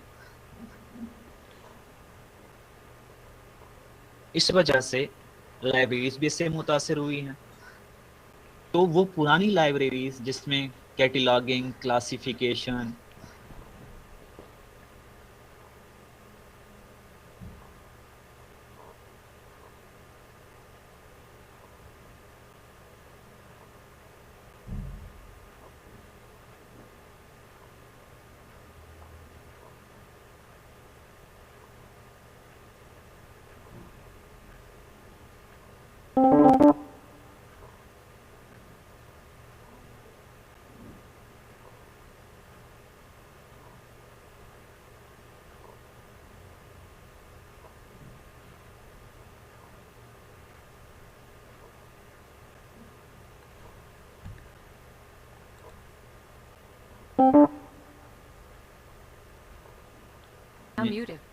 क्या असर किया है। देखें, पहला जो कंसेप्ट था लाइब्रेरी के बारे में कि लाइब्रेरी एक ऐसी जगह थी जहां पर स्कॉलर्स, रिसर्चर्स आके ऐसी बुक हासिल करते थे, पढ़ते थे, जो उनकी रिसर्च में या उनके जो नॉलेज है उसको इंक्रीज करने में इजाफा करे। तो इस तरह सिर्फ लाइब्रेरी को बुक स्टोरेज के तौर पर इस्तेमाल किया जाता था, जिसमें बस थोड़ी सी जगह पर कुछ चंद चेयर्स लगाकर बैठने की जगह बना दी जाती थी, टेम्परेरी थी। लेकिन अब ये कंसेप्ट बदल गया है। क्यों? क्योंकि आजकल जो भी बुक्स हैं या जो भी मटेरियल है वो सारा ऑनलाइन अवेलेबल है। तो रीडर क्यों चाहेगा कि वो एक थोड़ी सी ऐसी जगह पे जाए जो तंग हो या जहाँ पे उसके लिए सहूलियात मौजूद ना हो। वो जब सारा मटेरियल जो लाइब्रेरीज में मौजूद है वो घर में बैठे बैठे अपने सिंगल टच के जरिए कंप्यूटर पर, लैपटॉप पर या इवन मोबाइल के ऊपर हासिल कर सकता है, तो फिर वाई लाइब्रेरी। जिसके लिए सोचा गया कि लाइब्रेरी की बिल्डिंग्स को कुछ ऐसा बना दिया जाए जो बहुत वसी व अरीज हो, यानी उसमें सिर्फ बुक्स ना हो, बुक्स के अलावा दूसरे कॉर्नर्स भी उसमें मौजूद हों। बिल्डिंग फ्लेक्सिबल हो, यानी उसमें गुंजाइश के हिसाब से चेंजिंग करने की, ज़रूरत के हिसाब से चेंजिंग करने की सहूलत मौजूद हो। और फिर ब्यूटीफुल बिल्डिंग्स, यानी आजकल की आप जितनी भी लाइब्रेरीज देख रहे हैं जो वजूद में आ रही हैं वो मास्टरपीस हैं कंस्ट्रक्शन का। इतना उनको खूबसूरत बनाया जाता है कि बाहर से ही देखते हुए लोग अंदर जाने की ख्वाहिश करते हैं। और फिर जो एक दफ़ा लाइब्रेरी के अंदर आ जाएगा लाजमी बात है वो लाइब्रेरी के कलेक्शन को भी एक नज़र तो ज़रूर ही देखेगा। हो सकता है कुछ उसको ऐसा उसमें पसंद भी आ जाए जो वो पढ़ना चाहे। उसके साथ साथ आजकल की पॉलिसीज़ ये हैं कि लाइब्रेरी में कैफ़ेज़ होने चाहिए। पहले इन चीज़ों का लाइब्रेरी में इस्तेमाल एक गुनाह के बराबर समझा जाता था। Liberal food and drinks policies, पहले जो मतलब एक बंदा आया है, वो सोफिस्टिकेटेड शेप में आना चाहिए। वहाँ पे उसके रीडिंग मैनर्स को फ़ॉलो करना है। उसने किसी के साथ बात नहीं करनी, उसने कोई चीज़ खानी नहीं है। वहाँ पे बिल्कुल एक ऐसी सीधी चेयर के ऊपर बैठना है, जहाँ पर बैठे-बैठे उसकी कमर अकड़ जाए। लेकिन आज इन सब को कांसेप्ट्स को बदल दिया गया है कि वहाँ पर हर तरह की फूड भी यानी खाना-पीना भी साथ चल सकता है, ड्रिंकिंग इवन मैं जो कहना चाहता हूँ वो भी आप समझ सकते हैं, यानी वो भी कुछ लाइब्रेरीज़ में अलाउ है। जबकि क्यों? क्योंकि ये सारा कुछ काम वो घर में बैठे-बैठे भी कर रहा होता है। साथ में बुक भी पढ़ रहा होता है। तो क्यों ना उसे वही एनवायरनमेंट लाइब्रेरी यूज़र को लाइब्रेरी में प्रोवाइड कर दिया जाए। फिर ग्रुप स्टडी अकोमोडेशंस यानी अगर कोई यूनिवर्सिटी का ग्रुप आ जाता है जो एक-दूसरे के साथ मिल-जुल कर स्टडी करना चाहते हैं, तो उसकी भी सहूलत होनी चाहिए। क्योंकि जब ग्रुप स्टडी होती है तो उसमें डिस्कशन भी होती है, बातचीत भी होती है, आवाज़ें बुलंद भी होती हैं, आवाज़ें कम भी होती हैं। तो ऐसे कॉर्नर्स यानी छोटे-छोटे रूम्स बनाए जा सकते हैं, बनाए जाते हैं, जहाँ पर ग्रुप में बैठ कर स्टडी की जा सके। पहले तो बस एक मार्शल लॉ पॉलिसी होती थी कि लाइब्रेरी में बैठे हो, तो किसी किस्म की आवाज़ नहीं आनी चाहिए। Information Commons, Commons means room, ऐसी जगह पर जहाँ पर अ, लोग कोई भी जाकर किसी भी किस्म की इन्फॉर्मेशन हासिल कर सके। कंसोलिडेटेड सर्विस पॉइंट्स यानी वहाँ पर तकरीबन हर तरह की उनको सर्विसेज अवेलेबल हों एक ही जगह पर, इधर-उधर फिरने की बजाय। यानी ये ना हो कि उन्हें अगर रेफरेंस एरिया में जाना है तो किसी और हिस्से में जाना होगा। डिक्शनरीज़ देखनी है, कैटलॉग्स देखने हैं तो कहीं और अगर मैप्स को देखना है, मैन्युस्क्रिप्ट्स को देखना है तो उसे घूम फिरना पड़ेगा। उससे रिलेटेड उसको गाइडेंस सर्विसेज एक ही जगह पर। और फिर उबिक्विशियस कंप्यूटिंग, उबिक्विशियस कंप्यूटिंग मतलब मूवेबल जैसे डिवाइसेस, मोबाइल्स हैं, लैपटॉप्स हैं, इनकी सर्विसेज भी लाइब्रेरी को प्रोवाइड करें जैसे टैबलेट्स हैं। यानी बजाय क्योंकि आजकल ज़्यादातर लोग जो है वो अपने टैबलेट्स के ऊपर, ई-रीडर्स के ऊपर, कंप्यूटर्स, लैपटॉप्स के ऊपर पढ़ना पसंद करते हैं। तो क्यों ना वही लैपटॉप्स, वही टैबलेट्स उनको लाइब्रेरी अपनी तरफ से प्रोवाइड करे और वो लाइब्रेरी के किसी भी कोने में, किसी भी आरामदेह चेयर के ऊपर, काउच लाइक या किसी सोफ़ा वाली जगह पर बैठकर पढ़ें। और फिर हार्डवेयर और मीडिया सर्कुलेशन, ये लाइब्रेरी में जो भी हार्डवेयर जैसे अभी मैंने बात की कि लैपटॉप्स मौजूद हैं या इस तरह का दूसरे मीडिया है, multimedia, books, e books, journals वगैरह, उसकी भी सर्कुलेशन अ, होनी चाहिए। लाइब्रेरीज में उसका इशुएंस वगैरह होना चाहिए। फिर जब हम लाइब्रेरी यूज़र्स की बात करते हैं, जैसे मैं अभी बात कर चुका हूँ कि जो हमारे आजकल के लाइब्रेरी यूज़र्स हैं, जिनको हम लाइब्रेरी यूज़र बनाना चाहते हैं, वो भी डिजिटल एज के ही यूज़र्स हैं। उनको भी पता है कि कौन-सी इन्फॉर्मेशन उन्हें ऑनलाइन मिल सकती है, कौन-सी चीज़ें उन्हें लाइब्रेरी के लिए विज़िट करना पड़ेंगी। तो उनकी ज़रूरियात को मद्देनज़र रखकर लाइब्रेरी कलेक्शन को डेवलप करना होता है। उन सहूलियात को मद्देनज़र रखकर उनको लाइब्रेरी डेवलप करना होती है, जो यूज़र्स को, आजकल के यूज़र्स को अपनी तरफ अट्रैक्ट कर सके। फिर यूज़र्स के पास ये भी एबिलिटी होनी चाहिए, यानी ये कंसेप्ट है, ये चल रहा है कि वो अपने डिवाइसेस भी ला सकते हैं। यानी अगर वो लैपटॉप पे पढ़ना चाहते हैं, टैबलेट पे पढ़ना चाहते हैं, ई-रीडर पे पढ़ना चाहते हैं, तो वो डिवाइसेस अपने लिए, लाइब्रेरी उनको उसी वक़्त वहाँ पर बुक जो है वो उसके अंदर डाउनलोड कर दे या इवन ऑनलाइन एक्सेस दे दे कि वहाँ पर बैठे-बैठे वो लाइब्रेरी का ओपेक जो है उसको सर्च कर सकते हैं। और जो आजकल का यूज़र है, वो भी रूल्स और रेगुलेशंस को फ़ॉलो नहीं करना चाहता, तो इसलिए उसको मजबूर ना किया जाए कि वो किसी ख़ास जगह पर, ख़ास एरिया में, ख़ास स्टाइल के साथ बैठकर रीडिंग करे। वो जिस तरह घर में ईज़ी है, ईज़ी माहौल में होता है, बेड पे लेटे-लेटे पढ़ रहा होता है या सोफ़े पर लंबा हो जाता है, या इवन काउच में वो अजीब सी पोजीशन में होता है, तो वो लाइब्रेरी में भी यही तवक्को करता है कि वहाँ पर भी उसे ऐसा ही माहौल मिले, और लाइब्रेरीज कोशिश करती हैं कि उसको ये प्रोवाइड करें। फिर उसके बाद हम देखते हैं कि ज़्यादातर यूज़र्स जो हैं, क्योंकि उनको पता है, उनको सब चीज़ें उनके घर में अवेलेबल हैं, तो फिर वो क्यों लाइब्रेरी में है?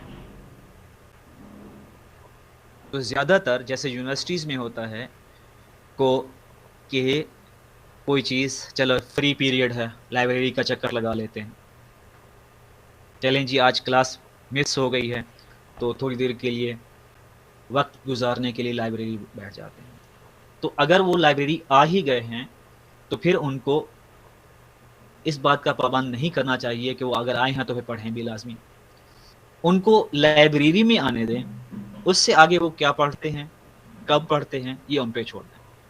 यकीनन जो लाइब्रेरी में आता है, वो एक नज़र अगर आपका इजी टू एक्सेस कलेक्शन है, चाहे वो ऑनलाइन आपने कंप्यूटर्स एक सेक्शन बनाया हुआ है, वहाँ पर वो हासिल कर सकता है, या आपने जहाँ पर भी कोई बैठने की जगह है, वहाँ पर उनके लिए सिस्टम्स इंस्टॉल कर दिए हैं, तो लाजमी कुछ ना कुछ देख लेगा, कुछ ना कुछ पढ़ लेगा। और आजकल के यूज़र्स के पास इंटरनेट से इतना कुछ नॉलेज मौजूद है जो एक लाइब्रेरी में मौजूद हो सकता है। तो इसलिए उसे नया से नया सीखने के लिए, यानी लाइब्रेरी इस तरह होनी चाहिए, ये कंसेप्ट है लाइब्रेरी का कि लाइब्रेरी ऐसे हो कि वो लाइब्रेरी में आने पर मजबूर हो जाए, यानी उनके लिए इस तरह की एक्टिविटीज लाइब्रेरी के अंदर जनरेट की जा सकती है जो उसको लाइब्रेरी में आने पर मजबूर करें। ये हम आगे पढ़ेंगे कि किस तरह की एक्टिविटीज लाइब्रेरीज परफॉर्म करती हैं ताकि यूजर्स को अपनी तरफ अट्रैक्ट कर सकें। जी, कैटलॉग जो है ये list of record of items होती है। किसी भी लाइब्रेरी में, हम चूंकि लाइब्रेरी की बात कर रहे हैं, वैसे आप किसी शॉपकीपर के पास जाते हो, अगर वो जो आइटम्स उसके पास अवेलेबल हैं उनकी आपको एक लिस्ट दे देता है, तो वो भी उसका कैटलॉग होता है। तो लाइब्रेरी के अंदर जितने भी आइटम्स मौजूद हैं, उन आइटम्स की बिब्लियोग्राफिक डिटेल वाला एक लिस्ट कैटलॉग कहलाता है।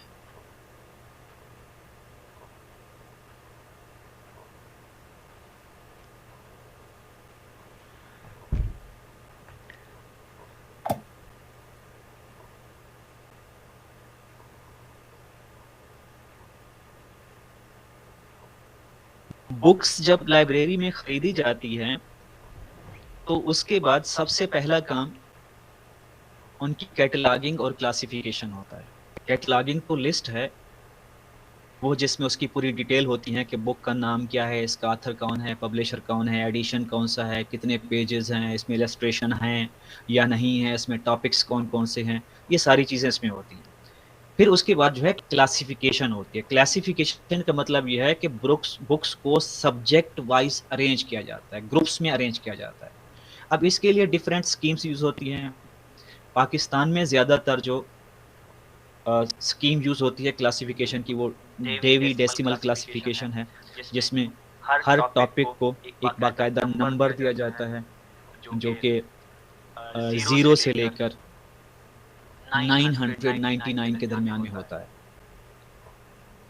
अब ये नंबर बुक के ऊपर प्रिंट कर दिया जाता है, टाइप कर दिया जाता है, जो उसके सब्जेक्ट को शो करता है।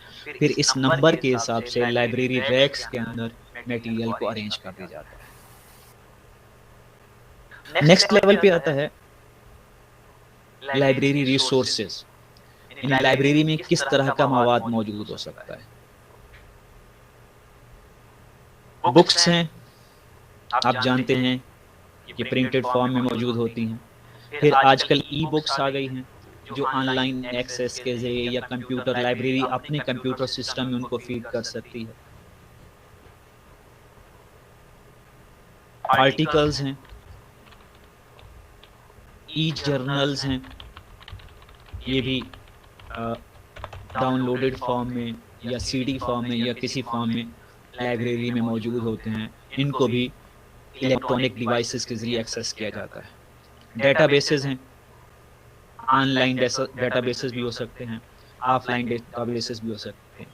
डेटाबेसेस एक कलेक्शन ऑफ बुक्स होते हैं जिसमें डिजिटल फॉर्म में बुक्स को रखा जाता है।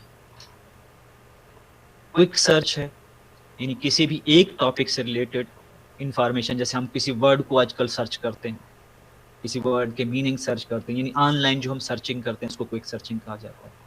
पम्फलेट्स, छोटे छोटे जो बुकलेट्स की फॉर्म में होते हैं। Maps, atlases, photos, posters, other still visuals, यानी ड्राइंग्स हो सकती हैं, आर्ट वर्क हो सकता है, मोशन पिक्चर्स, म्यूजिक, सीरियल्स, ये सारे लाइब्रेरी रिकॉर्ड का हिस्सा है। ई बुक के बारे में आगे बात करते हैं। इसके साथ साथ जो इलेक्ट्रॉनिक रिसोर्सेज होते हैं लाइब्रेरी में, वो है सीडी रोम्स, यानी सीडीज के ऊपर कोई मटेरियल मौजूद हो सकता है, DVDs, blu ray discs, electronic journals, ETDs, electronic thesis and dissertations, इन रिसर्च में लोगों की हेल्प करने के लिए मौजूद हो सकते हैं। डिजिटल लाइब्रेरीज, यानी बजाय मीडिया मटेरियल जो है वो लाइब्रेरी में फिजिकली स्टॉक होने के, आपने ऑनलाइन स्टॉक कर लिया है या अपने सिस्टम के अंदर स्टॉक कर लिया है, अब वहाँ से उसको एक्सेस किया जा सकता है। इलेक्ट्रॉनिक मेल डेटा, ओपेक और इंस्टीट्यूशनल रिपोजिटरी सिस्टम। चलिए मैं ई बुक के बारे में बता देता हूँ। ई बुक एक ऐसी, आप कह लें कि बुक की शेप है जो इलेक्ट्रॉनिकली अवेलेबल है। ई बुक के बारे में वैसे मैं पिछले लेक्चर्स में बात कर चुका हूँ, यानी ऐसी बुक्स जिनको फिजिकल फॉर्म में प्रिंट करने के, पब्लिश करने की बजाय ऑनलाइन पब्लिश किया जाता है, प्रिंट किया जाता है, या उनको सीडी के अंदर, डीवीडी के अंदर या किसी दूसरे ऐसे स्टोरेज डिवाइस के अंदर या ईमेल के ज़रिए या किसी दूसरे जो डिस्ट्रीब्यूशन मीडियाज़ हैं उनके ज़रिए भेज दिया जाता है स्मार्ट कंप्यूटर्स के ऊपर, लैपटॉप्स के ऊपर, टैबलेट्स के ऊपर या स्मार्टफोन्स के अंदर उनको पढ़ा जा सकता है। उन बुक्स को ई बुक्स कहा जाता है। यानी ई बुक्स फिजिकल नहीं होती, होता तो वही बुक मटेरियल है, लेकिन उनको सॉफ्ट कॉपी की फॉर्म में ही डिस्ट्रीब्यूट किया जाता है, इधर उधर फैलाया जाता है।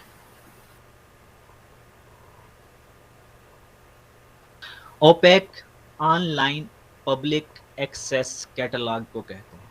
यानी लाइब्रेरीज, हर लाइब्रेरी अपना एक कैटलॉग बनाती है जिसमें उस लाइब्रेरी में मौजूद मटेरियल की पूरी डिटेल होती है, ताकि हर कोई अपने जो ज़रूरियात के मुताबिक जो भी मटेरियल चाहता है उसको वो हासिल कर सके। लेकिन आज कल जो डिजिटल टेक्नोलॉजी है उसके इस्तेमाल करते हुए डिफरेंट लाइब्रेरीज़ ने अपने कैटलॉग ऑनलाइन पब्लिश करना शुरू कर दिए हैं। यह कैटलॉग यूज़र्स को रिमोट एक्सेस देते हैं, यानी वो लाइब्रेरी से बाहर रहते हुए भी, घर में बैठे हुए या किसी और जगह पर बैठे हुए उस लाइब्रेरी को सर्च कर सकते हैं, अपनी मर्जी, अपनी ज़रूरत के मुताबिक बुक ढूंढ सकते हैं। या दूसरे लफ्ज़ों में कह लें कि जो लाइब्रेरी के अंदर कार्ड कैटलॉग मौजूद होता है, ये उसकी थोड़ी सी एक डेवलप्ड फॉर्म है, डिजिटल फॉर्म है। उस कार्ड कैटलॉग को यूज़ करने के लिए हमें लाइब्रेरी में जाना पड़ता है, लेकिन ये वाला कैटलॉग जो है ये लाइब्रेरी में मौजूद कंप्यूटर के ज़रिए भी एक्सेस किया जा सकता है, या अगर इसकी एक्सेस ऑनलाइन है, इंटरनेट के ज़रिए है, तो आप घर बैठे हुए जस्ट यूनिवर्सिटी की वेबसाइट खोलकर उसका कैटलॉग जो उसको सर्च कर सकते हैं, फाइंड कर सकते हैं। नेक्स्ट है tools and techniques in libraries. Modern libraries जो हैं वो सिर्फ बुक्स नहीं है, बुक्स को लेना देना नहीं है, उसमें आजकल ऐसे डिवाइसेस और टेक्नोलॉजीज इस्तेमाल हो रहे हैं जो लाइब्रेरी मटेरियल को आसान कर देते हैं, एक्सेस उनकी आसान कर देते हैं, जिसमें सिमेंटिक वेब है, यानी वेब के ज़रिए इंटरनेट के ज़रिए आप जो है ना किसी भी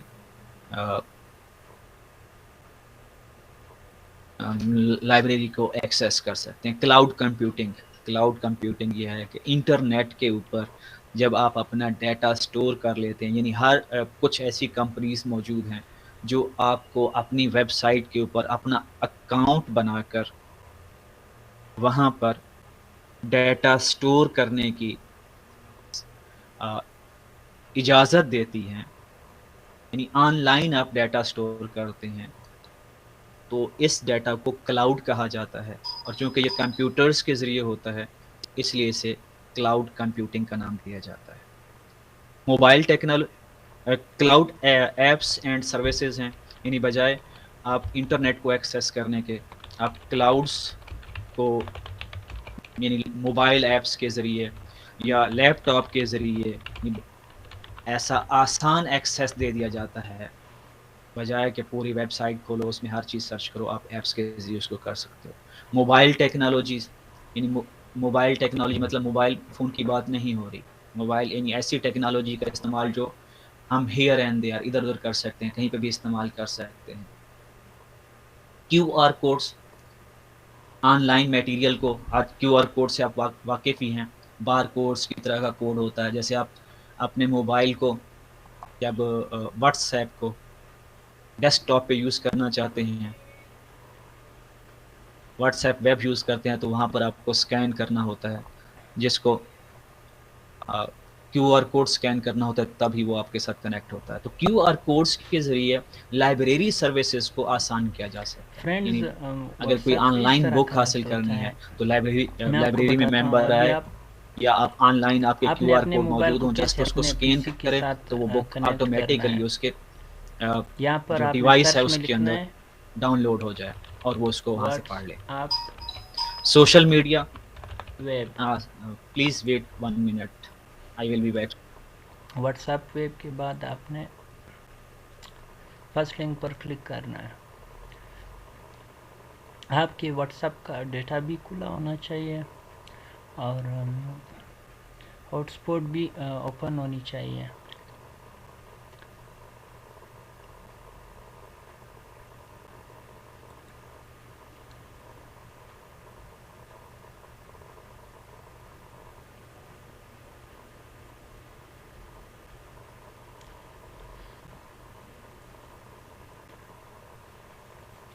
कनेक्ट हो रहा है, दिखाता हूँ।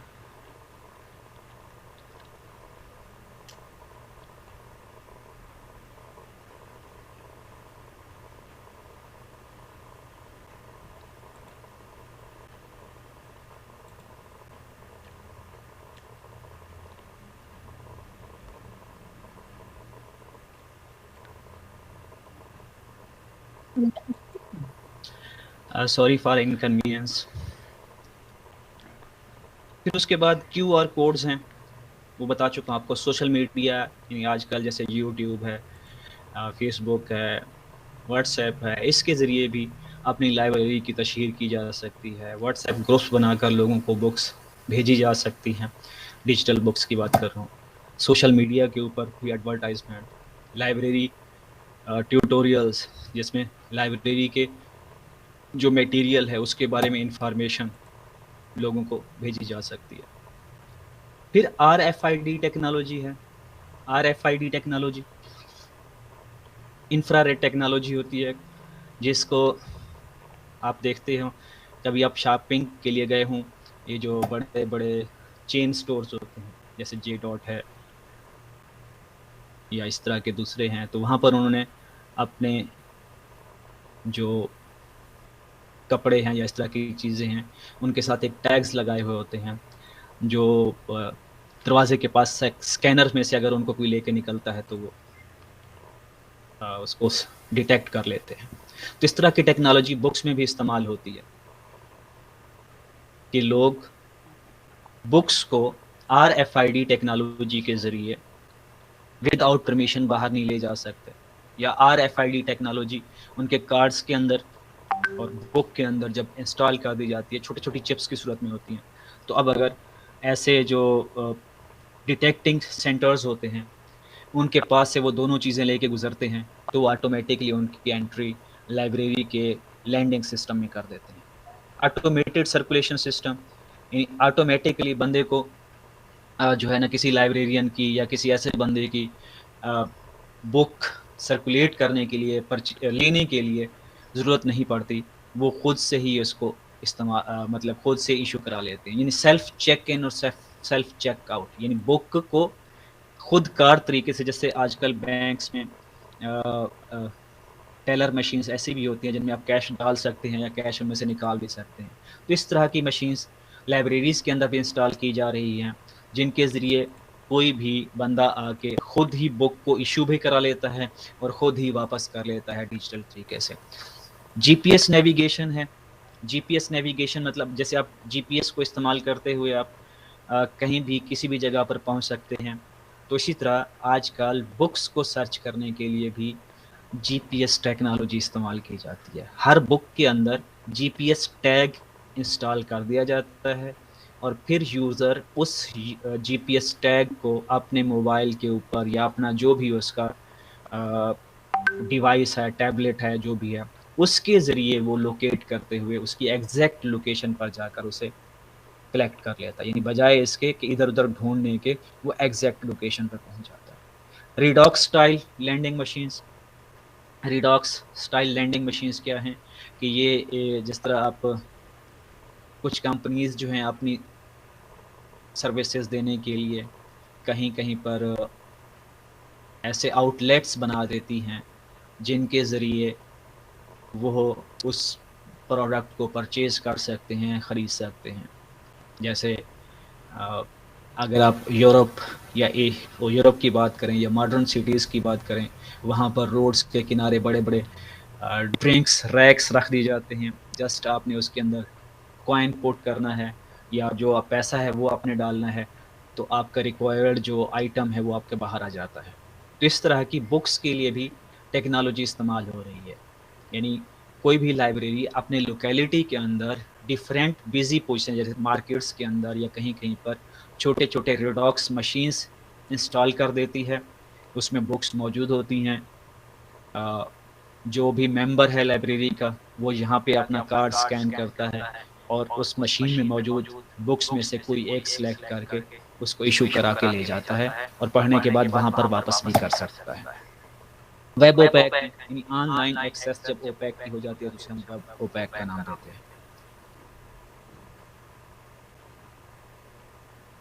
फिर उसके बाद लाइब्रेरीज सर्विसेज जो हैं वो ये हैं कि लाइब्रेरीज को सोशल नेटवर्क्स पर होना चाहिए।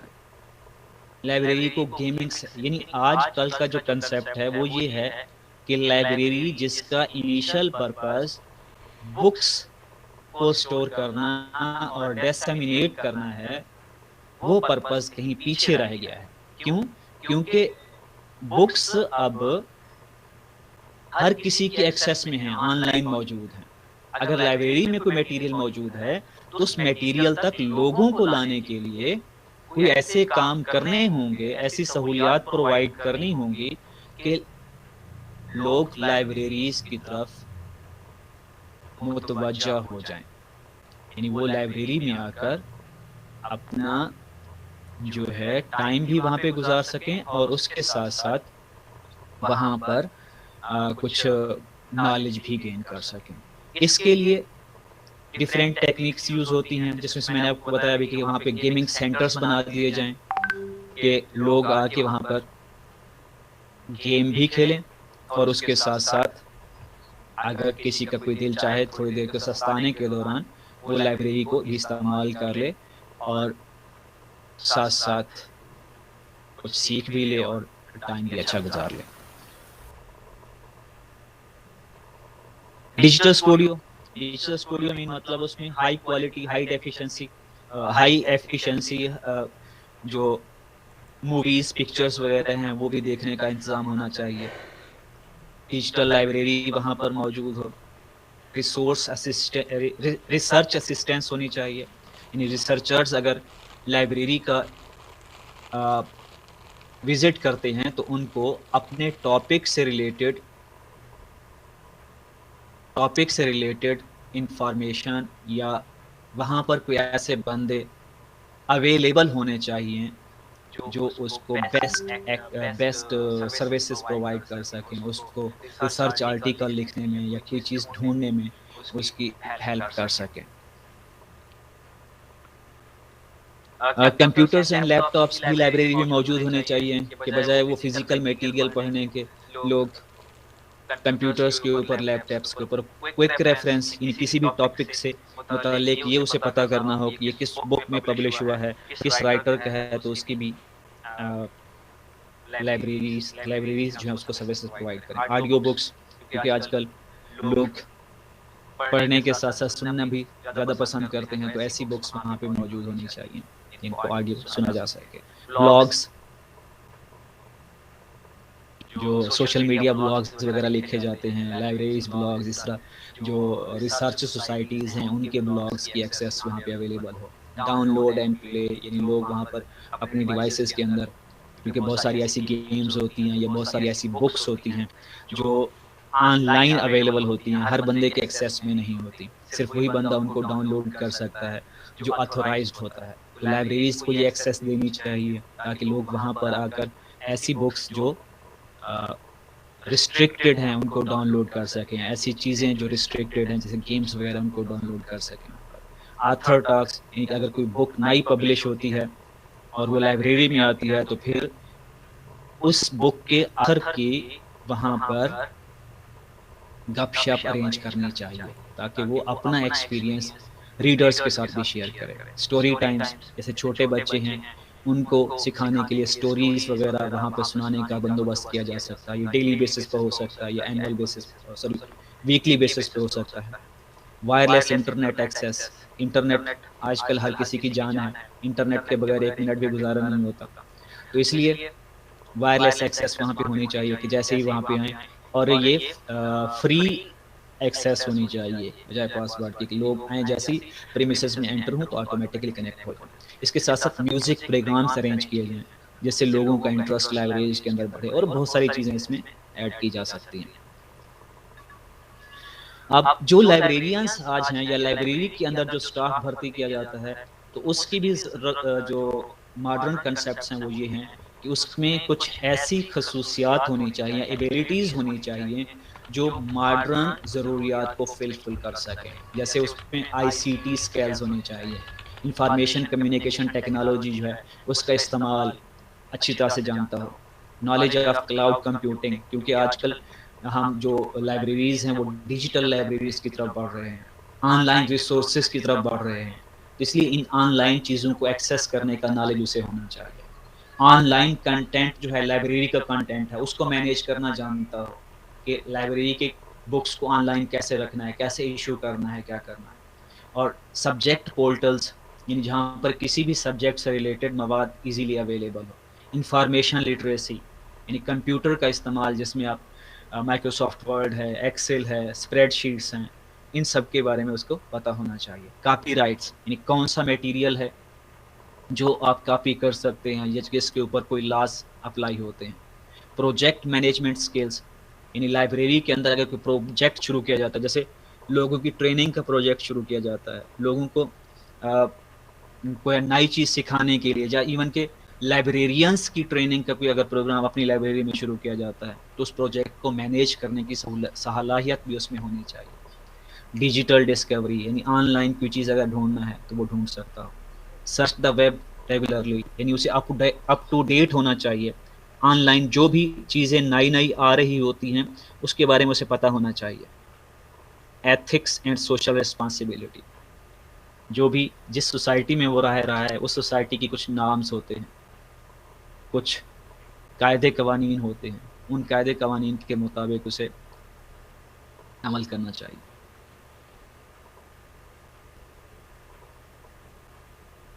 फिर इवेल्युएटिंग यूजर नीड्स, यानी जो भी लाइब्रेरी विजिट करता है तो उसकी कोई ना कोई ज़रूरत होती है, तो उसे पता होना चाहिए कि लोग आजकल किस टॉपिक को, किस चीज़ को ज़्यादा सर्च कर रहे हैं, तो उसके मुताबिक उसे अपना जो है अपडेट होना चाहिए। टीम वर्क, यानी अकेले की बजाय पूरी टीम जो लाइब्रेरी का मिल के काम करे ताकि लोगों को ज़्यादा सहूलियत। फिर नेगोशिएटिंग स्किल्स, लाइब्रेरी में मटेरियल ख़रीदना होता है, उसके साथ साथ अगर एक ही बुक के, एक ही चीज़ के मल्टीपल यूज़र्स आ जाते हैं तो उनके साथ नेगोशिएट करना, उनको किसी एक बात पे राज़ी करना, इसकी भी सलाहियत होनी चाहिए। क्रिटिकल थिंकिंग, यानी किसी भी चीज़ के बारे में, किसी इवेंट के बारे में सोच के उसका रिज़ल्ट डिस्कवर कर सके। Skills to manage social media, यानी फेसबुक है, इंटरनेट है, फेसबुक, व्हाट्सएप, यूट्यूब, इसके बारे में उसको पता होना चाहिए कि वो कैसे इसका इस्तेमाल है। और फिर ability to market library services, library में इस्तेमाल होने वाली सहूलियात जो हैं उनके बारे में लोगों को अवेयर करने का, आगाह करने का भी उसे कुछ ना कुछ आइडिया होना चाहिए। तो एक तरह से आप कह लें कि पूरी दुनिया के नॉलेज को एक लाइब्रेरी पर्सन के अंदर फिल करने का प्रोग्राम बनाया जा रहा है। तो ये था आज का हमारा नॉलेज। मेरा ख्याल है काफ़ी कुछ अच्छा आज हमने सीखा होगा, कुछ नया आपको मैं सिखा पाया हूँगा। उम्मीद करता हूँ कि अच्छा हमारा नॉलेज रहा होगा। सॉफ्टवेयर्स के बारे में, लाइब्रेरी सॉफ्टवेयर्स के बारे में पूछा आपने, तो बहुत सारे लाइब्रेरी सॉफ्टवेयर्स यूज़ हो रहे हैं। उनमें से जो कोहा है वो सबसे ज़्यादा इस्तेमाल होता है, लिम्स भी इस्तेमाल होता है, डी स्पेस इस्तेमाल होता है, उसके साथ साथ मल्टीपल्स, मतलब इतने ज़्यादा। और सबसे ज़्यादा जो आजकल इस्तेमाल हो रहा है वो यही वाला कोहा ही है, दुनिया में भी और पाकिस्तान में भी ज़्यादातर इसको लोग प्रेफर करते हैं। ISIS है, CDS है, ओरेकल है, इन मैजिक है, मतलब गिनने बैठे तो शायद इसकी एक पूरी क्लास ही होगी, पूरे 2 घंटे की क्लास। तो आज मैंने 2 घंटे पूरे किए हैं क्योंकि आज का टाइम 2 घंटे का था। उम्मीद है आपका ये टाइम अच्छा गुजरा होगा। कल फिर हाजिर होंगे इंशाअल्लाह नए टॉपिक के साथ।